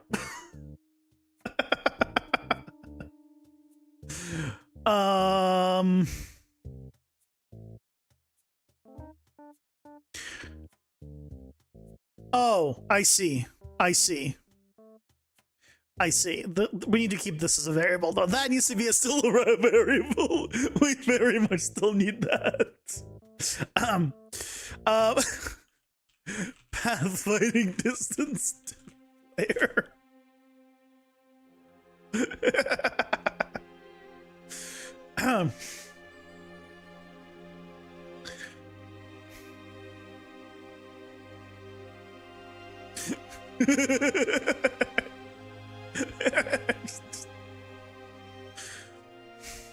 So what was basically happening, to explain how I was getting all those duplicates, is I'm checking based off of the player position compared to the enemy location.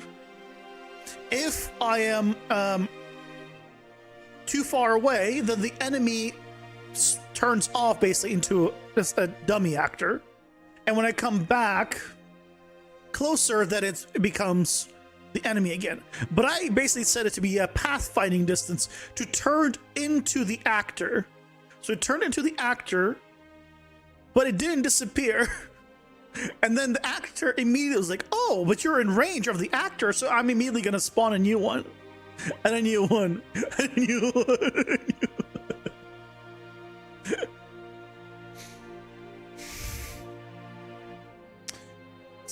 Let's take care of that. The problem is now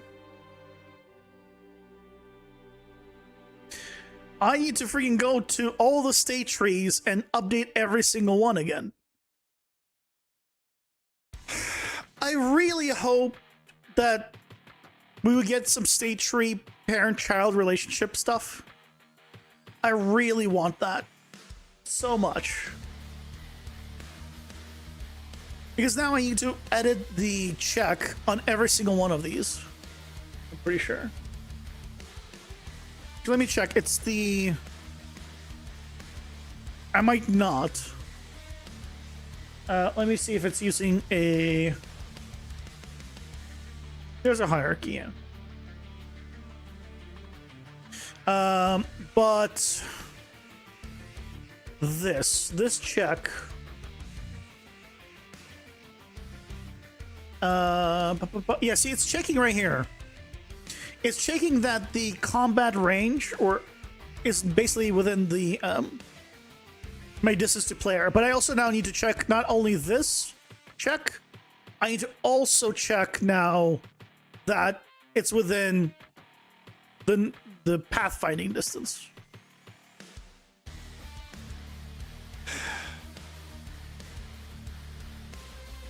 And then I need to do that for everyone.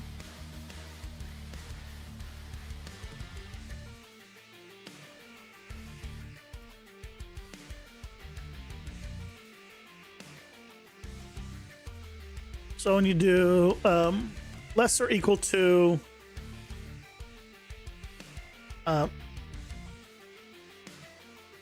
pathfinding distance to player compared to the combat range. But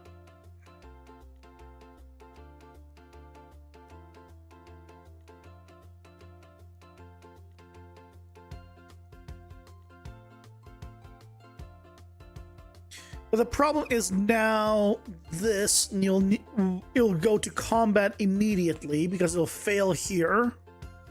Unless I tell it to...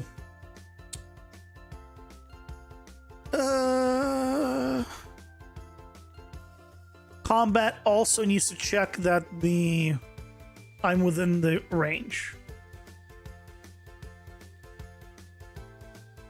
So I also need to do it here. Check.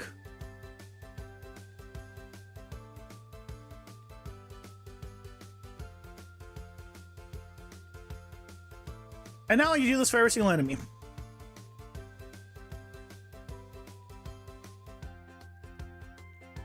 Yep. Thankfully, I did copy it, so I could paste. Why can't I paste this? Why can't I paste it here? Huh?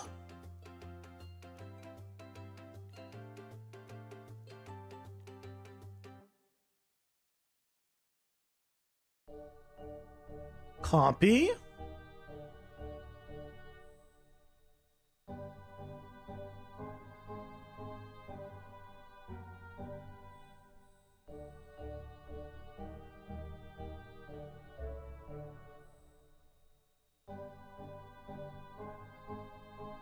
Paste.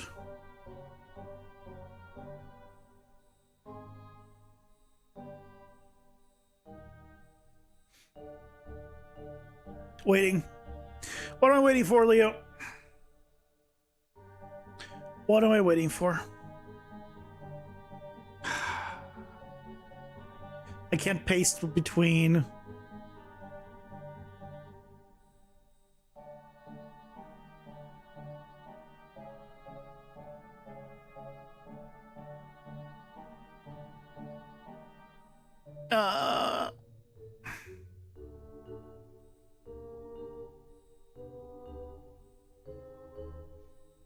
I'll have to do it for all of these. No.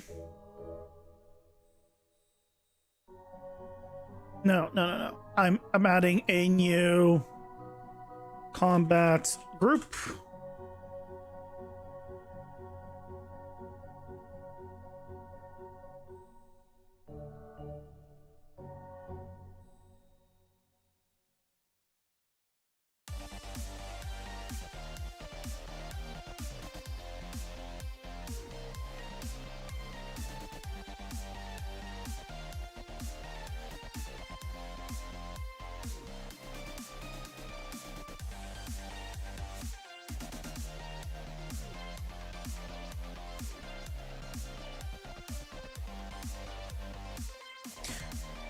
Was there a way to have nested groups that you can link to? Like a linked state tree? Yeah, but these are custom ones within this, right? Because these are the bosses. So they have custom things. In here, this is a double one. Where it does this and then it stops active movement. This technically could go in here at this point, but... this is the combat one will have to be done per no matter what. This one probably could be all combined at this point. I think originally I had it differently, which is why there's two. But it's fine. I don't know why I can't paste this, even though it's using the same information for all of them. But whatever. It is what it is.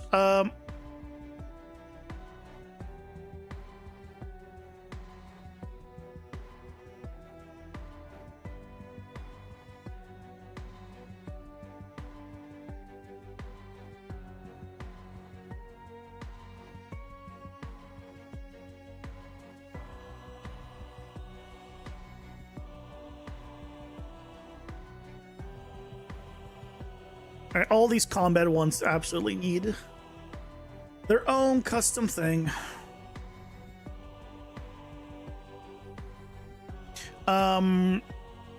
Yeah, let's do for the other ones. Let's see. Yeah, I could do a condition here.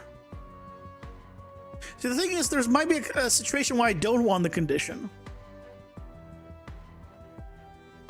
for the chasing of the player. So I don't want to put it into the group.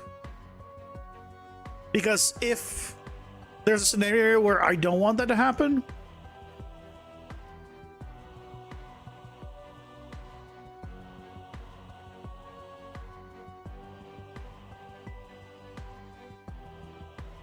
what might that be? An elite, a special mob, a very aggro, quick enemy.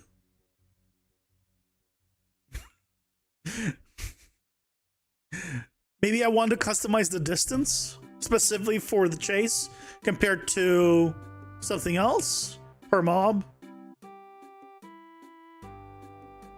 Yeah. I can think of those stuff.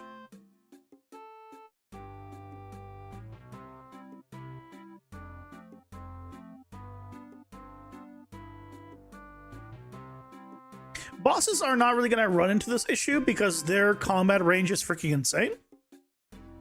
But yeah, boss.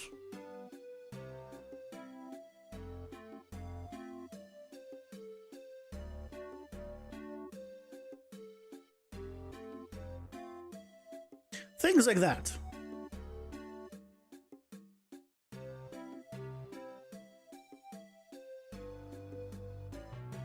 It's okay. We only gotta set this up once, and then we have it.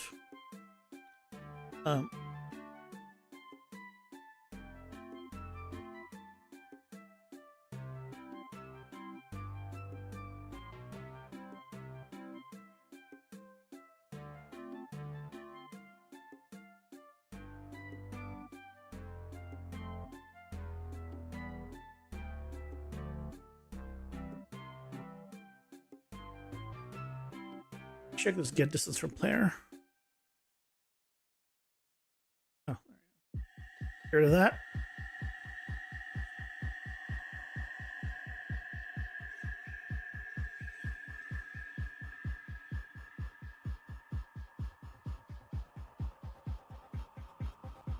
Wait, did I put the wrong one in? Pathfinding distance to player. Okay, pathfinding distance to player. Ooh, no, that's fine. You clearly said boss. Why does that say buzz? What do you mean? It says boss.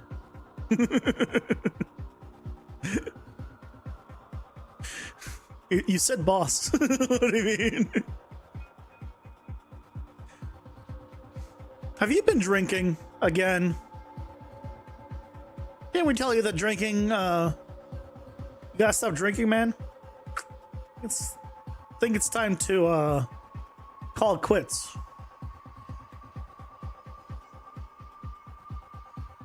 It's not good for you. We're worried about you.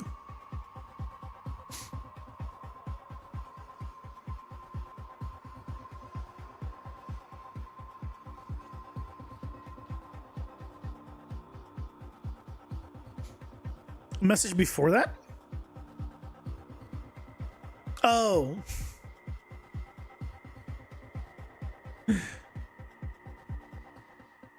You don't drink either?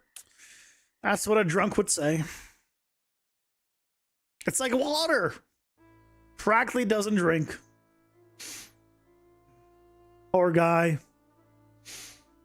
Gets so drunk always that he forgets that he's been drinking.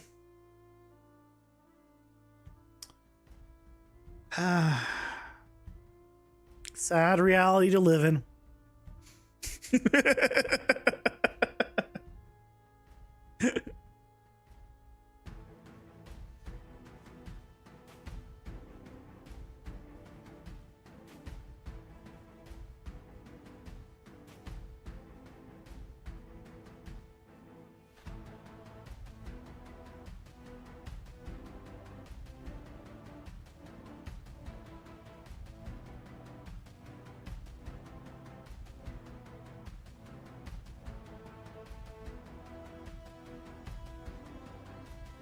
Gaslight the live stream. I don't know what you're talking about. What is this thing called gaslight? I didn't have any burritos. There's no gas here. I did have a burrito over the weekend, though. It was delicious. Burritos are one of those things that I can eat every day. If I had like the one thing that I could eat every day, it would be burritos. I love burritos. And I don't even need like very nice, like authentic. I don't want the authentic burritos. I want Chipotle. To be clear here. Don't give me the very nice, authentic. No, give me the trash.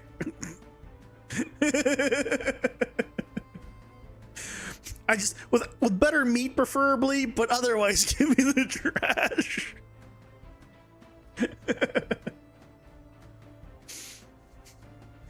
I'm but a simple person.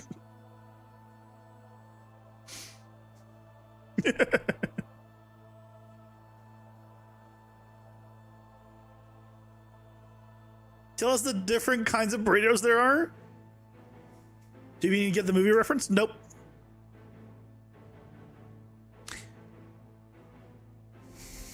Not even a little. I don't really watch movies, so not even a little. Sorry. Yeah.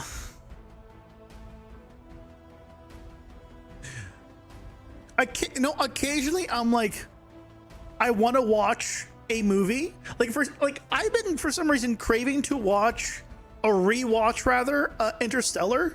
Like occasionally I'm like, man, I want to rewatch Interstellar.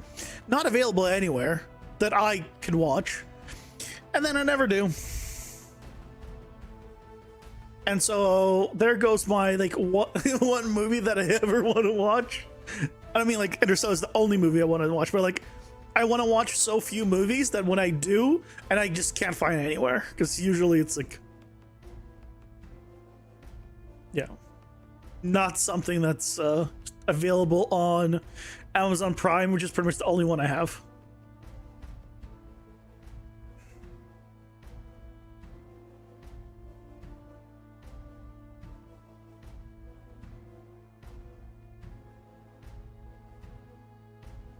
Tremors periodically for some odd reasons.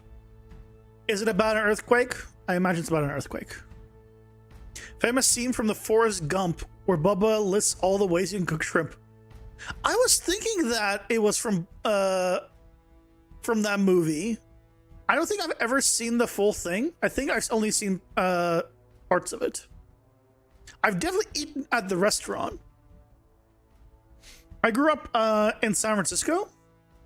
And I believe Pier 39 has the Forrest Gump restaurant chain. Bubba Gump. You've never watched Tremors, might take yourself back. I mean, look, I haven't watched 99% of anything that has to do with movies or TV shows.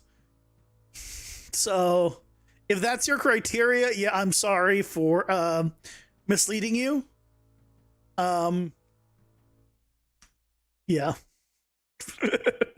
To thinking that I am in any way knowledgeable of this thing. I'm very cultured, but I don't watch movies.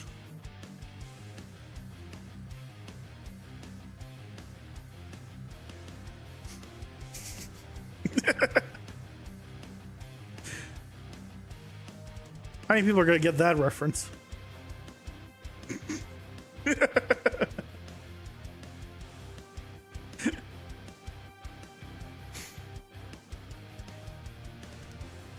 Has nothing to do with earthquakes? About Fifth Element? I have seen Fifth Element very long time ago.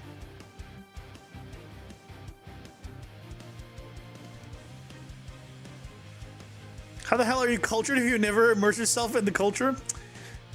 Skronak doesn't know. It's okay. Doesn't know the reference. See? The references I know. That's because I grew up on the internet. So I know some references to certain things.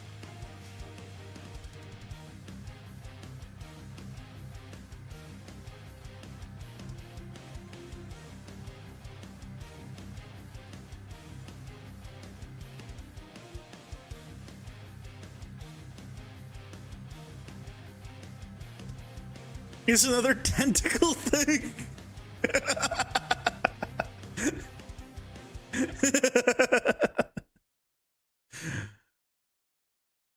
It's funny because it's adjacent. Maybe it could be true as well. If the fourth element is plasma, what do you mean the fourth element is plasma? That's not right. Fourth element is not plasma. There's fire, water, earth, and wind. The fourth element isn't plasma. Depending on the order you put those, you know, it's one of those. Plasma. Silly, silly.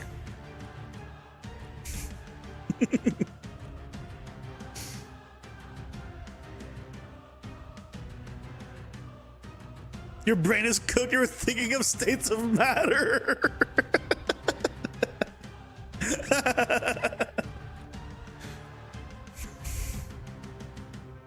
Body with heart? I did not know that. Whatever reference that is, or title, I've never heard of that. Sorry.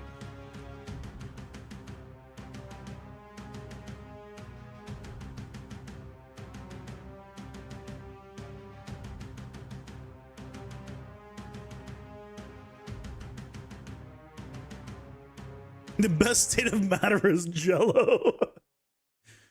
I can't argue that one. Well, Jello's pretty good. The third human sense is helium. We can sense helium? That's pretty cool.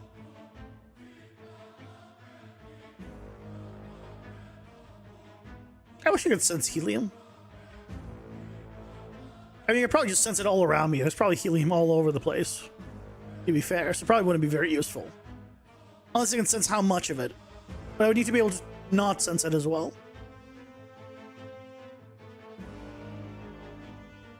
What superpower would you want if you could never turn off that superpower? Like, for example, if you could become invisible, then you're permanently invisible. If you could fly, then you could never touch the ground. Or be anywhere close to the ground to be considered even hovering. If you could read minds, you read everyone's minds and you cannot stop. What superpower would you want that you cannot turn off or control? Pockets with money, your pockets would be constantly being filled with more and more money to the point where your clothes will rip. And, and you'll never be able to. And the weight will be so much.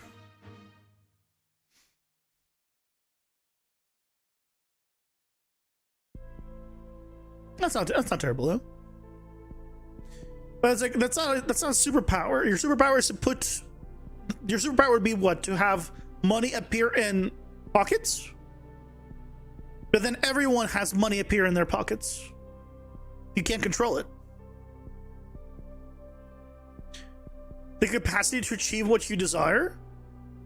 No, that's just the capacity for people to achieve what they desire. You have no control over it. You can't specify yourself.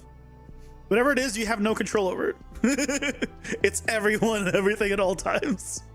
So everyone gets what they deserve. That's a good one. But what if someone desires the death of someone?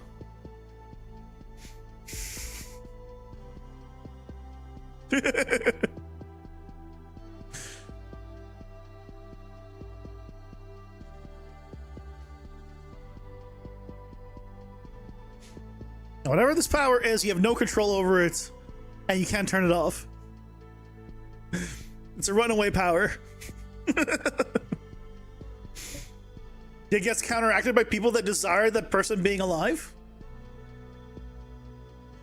But would that not cause effectively a black hole or a paradox, which would cause a black hole, where if you have one person has to always have success and the other person has to have success, but they're asking for opposite things, that will create a black hole and it will destroy everything.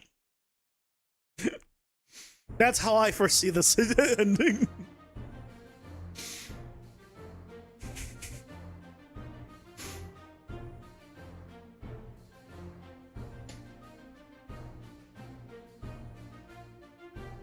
Like, for example, like if you were like, I don't want to ever become fat. For example, if that's like your superpower is like, I want to like never gain weight. Well, then babies would die because they would also have this power, and they would never be able to grow because they'd never gain weight and grow because that would gain weight, right? Their weight will increase, and if you ever lose weight, you'll never be able to regain it. You'd eventually die. For your house to be consistently filled with buttered spaghetti, then your house is 100% filled with buttered spaghetti. You have no room to breathe. Oh, that's horrible. See, like one little caveat. Like, what is there a power that would work? You have no. So whatever your power is done for everyone or everything around you. You have no control over it. It's a runaway power. It's not like everyone worldwide, but it's like a radius around you. And you cannot turn it. It's a runaway power. Is there a power where you would still be like, you know what? I still want it.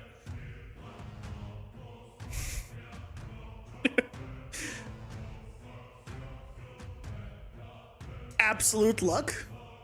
That's not a bad one, actually. Contentment, to being content. Well, the content is not happy specifically. Ads are here. Pausing for ads. Being lucky though is pretty good. I don't see that going very wrong. Bad luck would be very bad. Everyone has to have bad luck. That'd be like bad luck would result in car crashes everywhere around you. They're just unlucky. You could potentially get a hit by a baseball bat just flying through the sky accidentally because someone actually tossed it playing baseball and you just happened to bounce off a few things to get to you. That's bad luck. If it's radius based, does that mean everyone outside your radius suffers bad luck? No, I don't think that's... No, it doesn't work outside the radius. If everyone has absolute good luck, then our luck would be all even, so still no luck.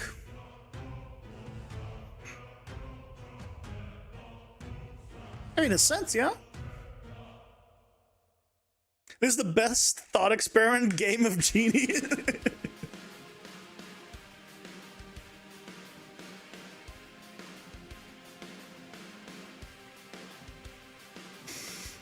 A genie grants you a wish.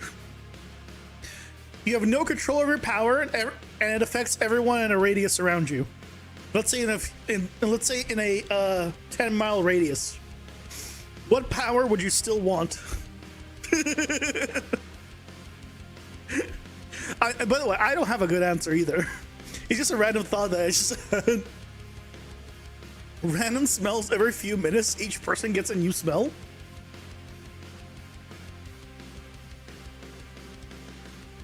Statistically speaking, how many smells are good compared to bad?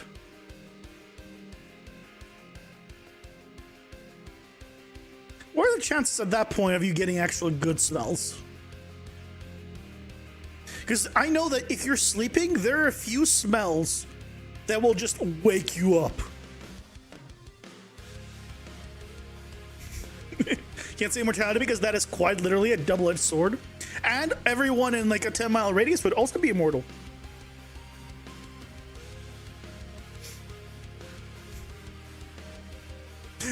then they leave your radius and immediately die.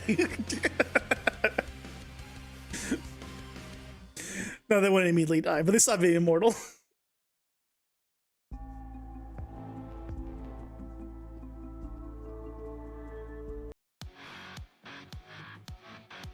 Let's see how this works.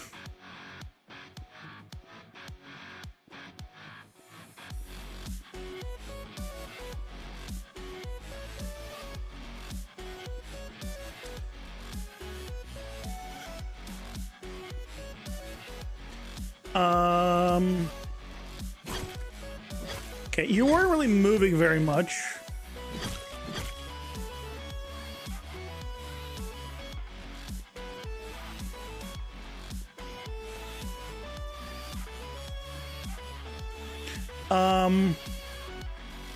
Okay, I feel like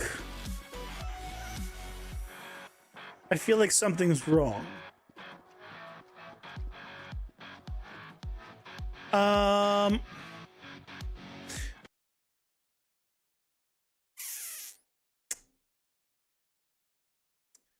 Hmm.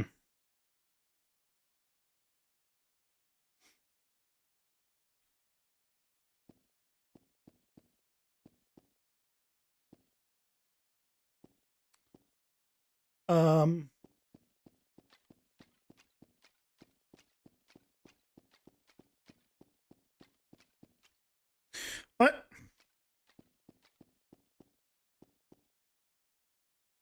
Hmm.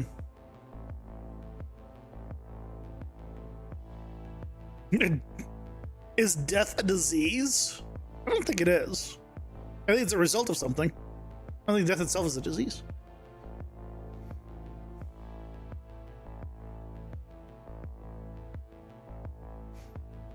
I think whatever it is, once you leave the area, it stops having an effect on you. Like if you get shot inside of the radius, you don't die. But if you've been shot and you move outside of the radius, if that would have killed you, you're dead. But if you're fine inside the radius and you leave, you'll still be fine outside the radius. But it depends on how your immortality works. Do you continue to age, but you just don't die, so you have a lot of decrepit old people? Or is it just you stop aging, and that's kind of your immortality version, right? Because if you continue to just age, but you just don't die, then yeah, they leave your area and they'll just crumble to dust. You know, it depends. So where did I mess up?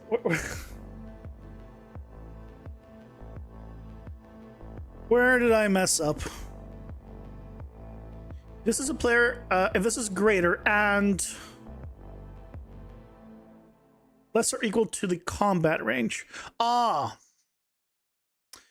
So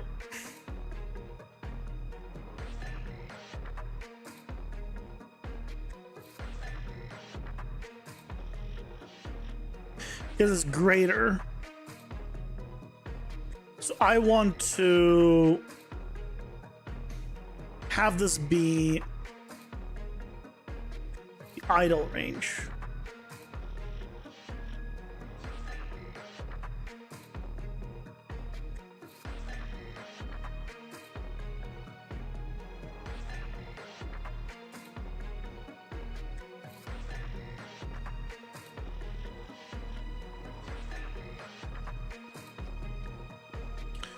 Okay.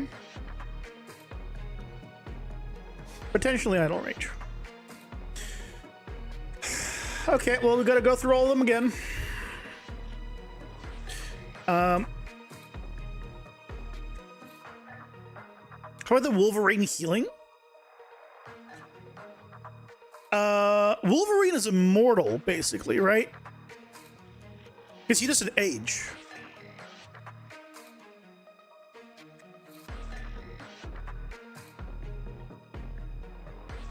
Right? He's like Deadpool? Or do they age? Because I know that he lives for a long time, but I wasn't sure if he's like immortal. I mean, he's not literally immortal, right? He could die, but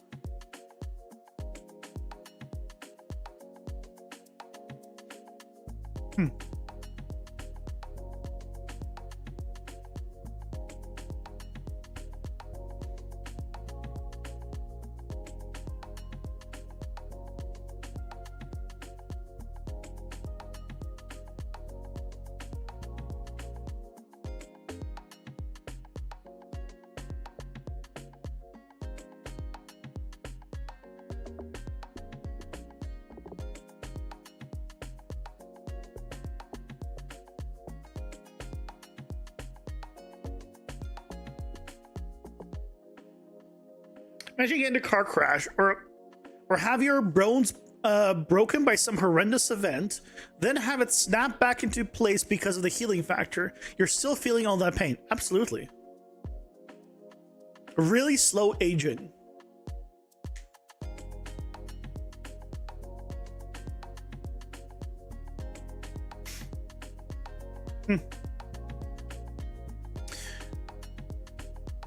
You know what's a great power that I'm sure would not be abused by anyone? The ability to split anything with a with a knife. You can cut anything in half with a knife. Just don't swing it ever, because then you might split an atom.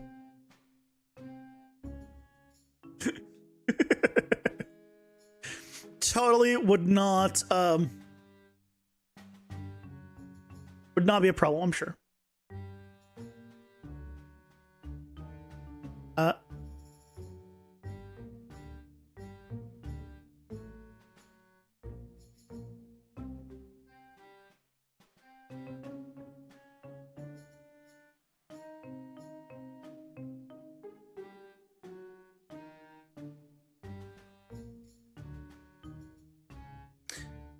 Vampire, except he can go out in the sun and doesn't have to drink from the toilet or whatever the vampires do. When I have it be your cooking is always amazing. That's, you know what? That's a good one. I think that one actually would be a good one. You would never be able to compete with anybody in a food competition. Like if you like use your power, right, to create amazing food, because if you go there and you compete, then everyone else is also equally amazing. Your taste buds would genuinely be numb to flavor? I don't think so.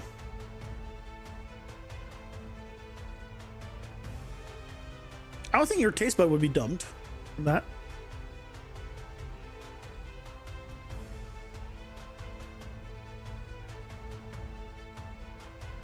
Although they could be.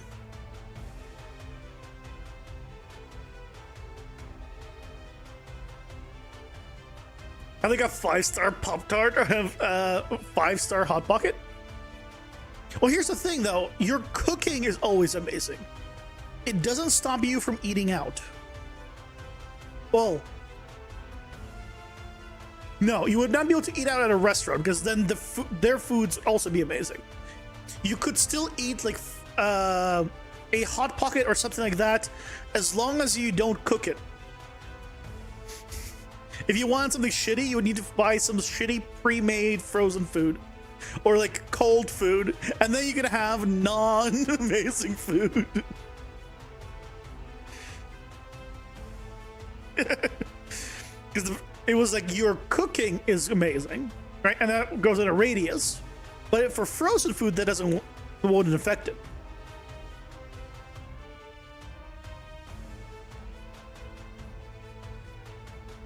All right. See what I'm putting down?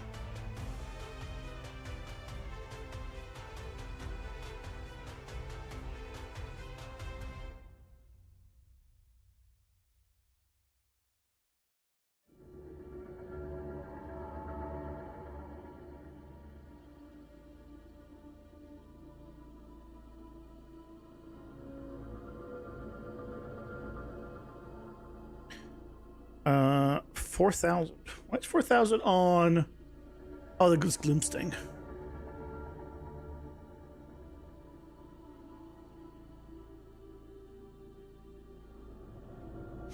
That's why.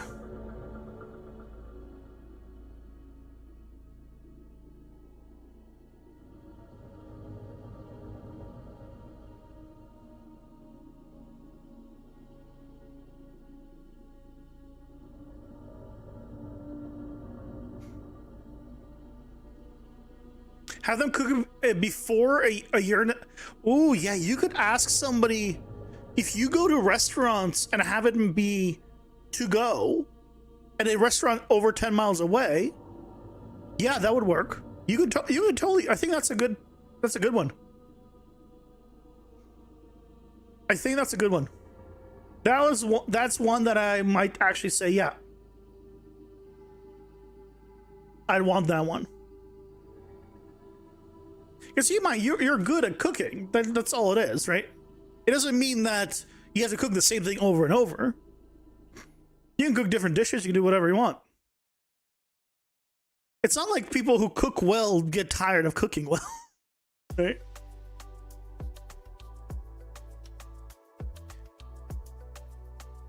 I think that's our solution. Good food. And imagine how good you would be. I was gonna say with your significant other, but I guess if you invite them over, they'll also be able to make good food. You would need to make sure they live more than 10 miles away, and when you come visit, you make food, and then make sure they never cook, so they don't realize they could do it too. But only when you're in the area.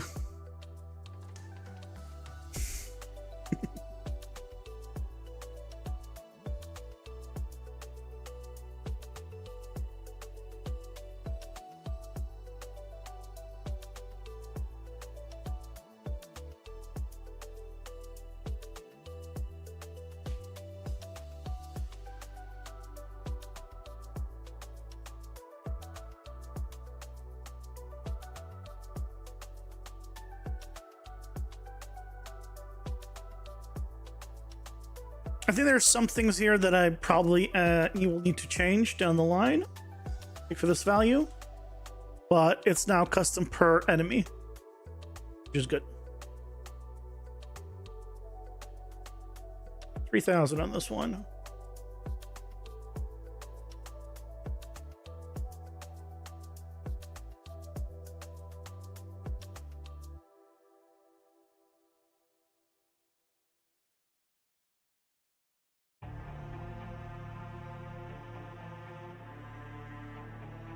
That's the point of the relationship, trying to deceive them constantly. I mean, that's how you get into a good relationship, right? A good relationship is based on, is built upon deceit. I'm pretty sure that's how that works.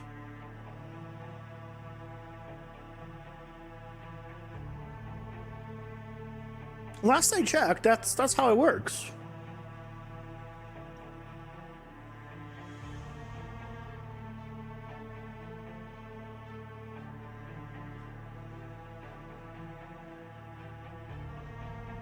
And if someone doesn't think that, that's just because they're the ones being deceived and they don't realize it.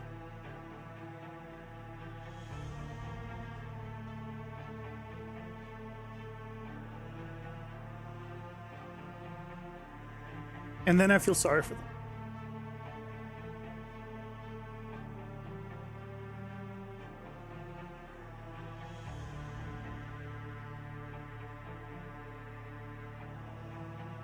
A good relationship heavily involves sneaking up on the other and trying to scare them because you are a rogue and need to sneak attack.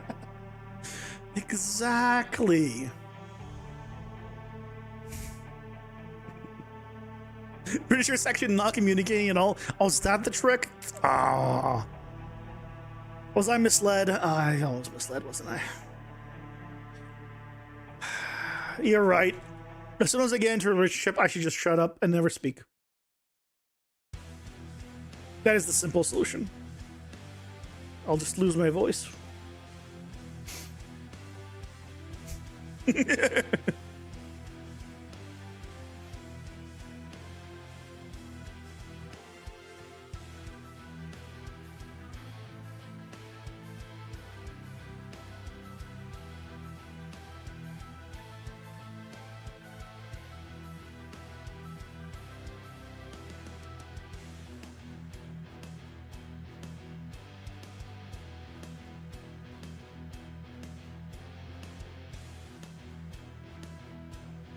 Did I put for this guy?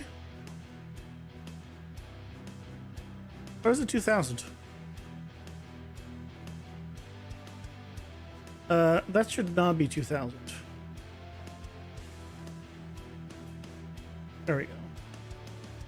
Yeah, I had 2000 when I was testing it, and I forgot to change it. Also, that should be enabled. Yep. Yep, that would be bad. There we go. I've been wondering why things aren't working. And that would be why.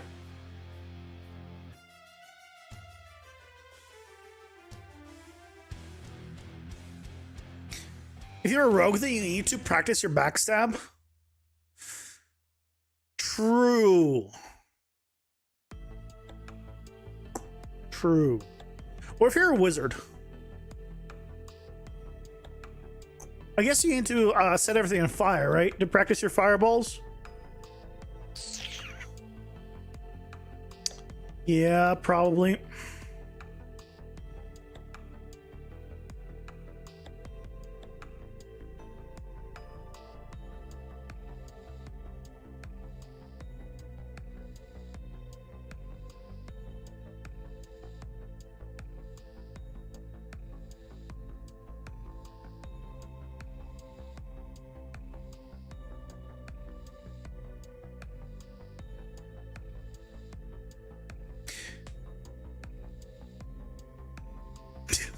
Wizard sleeve? You know what would be an interesting power of determinism on a grander scale? Like being able to see events unfold, but maybe for weeks or months at a time, but also being able to avoid bad outcomes because of it. So if you have no control over the power and you're able to see other quote unquote timelines, you would never be in your own timeline because you would never be able to stop yourself from living in that other timeline. So you would finish living in that other timeline, your full life, and then go to a new timeline and then finish living in that timeline because you can't stop it. You have no control over it. It's always on.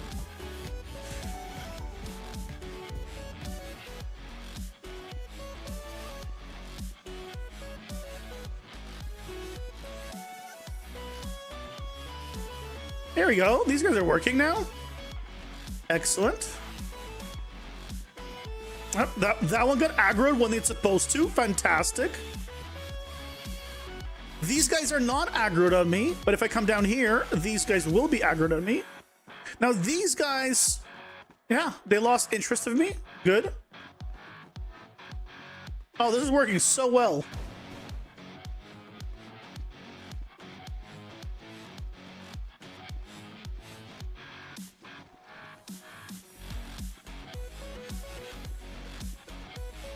This is working. Yeah, these guys just ran up to me. And those guys lost interest. They're now idling.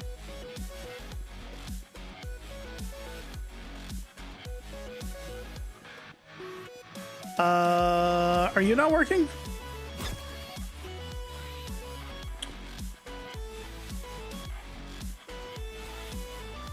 Can you find another one of those?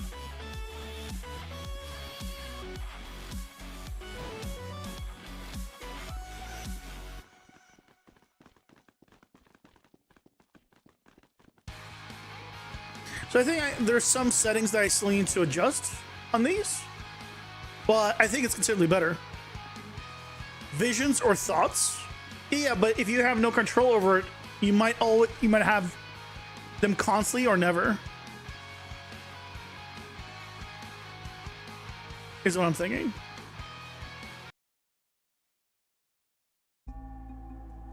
Oh, sorry, just constantly, yeah. Per monster type, because it's all separated by your different state machines, right? Yeah, every single one has a different state tree. So I can control it per mob. So if I want a mob to see me from further or less close, I can. she saw me when I came down here, not like from above. Oh, there's another one here.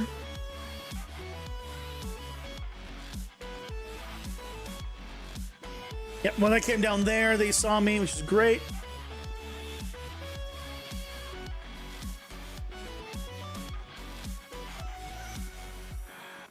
Oh, I think this is substantially better.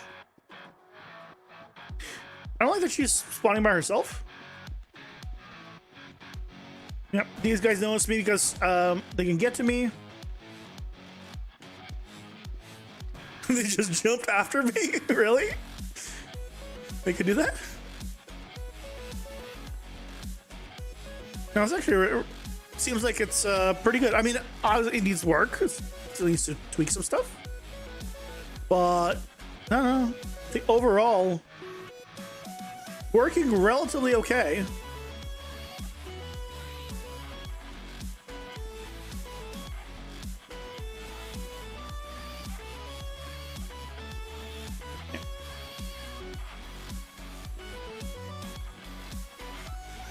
Yep, when I came closer to these guys, they start, yeah, sweet. Sweet. Got it in time. Huzzah. This will be, this is what is going to be our package build for the month.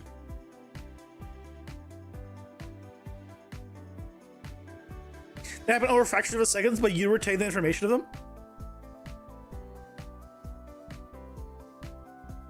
But then at what point do you stop? If you have no control over it, you would just figure out infinite possibilities. You would just be stuck. Right? Potentially.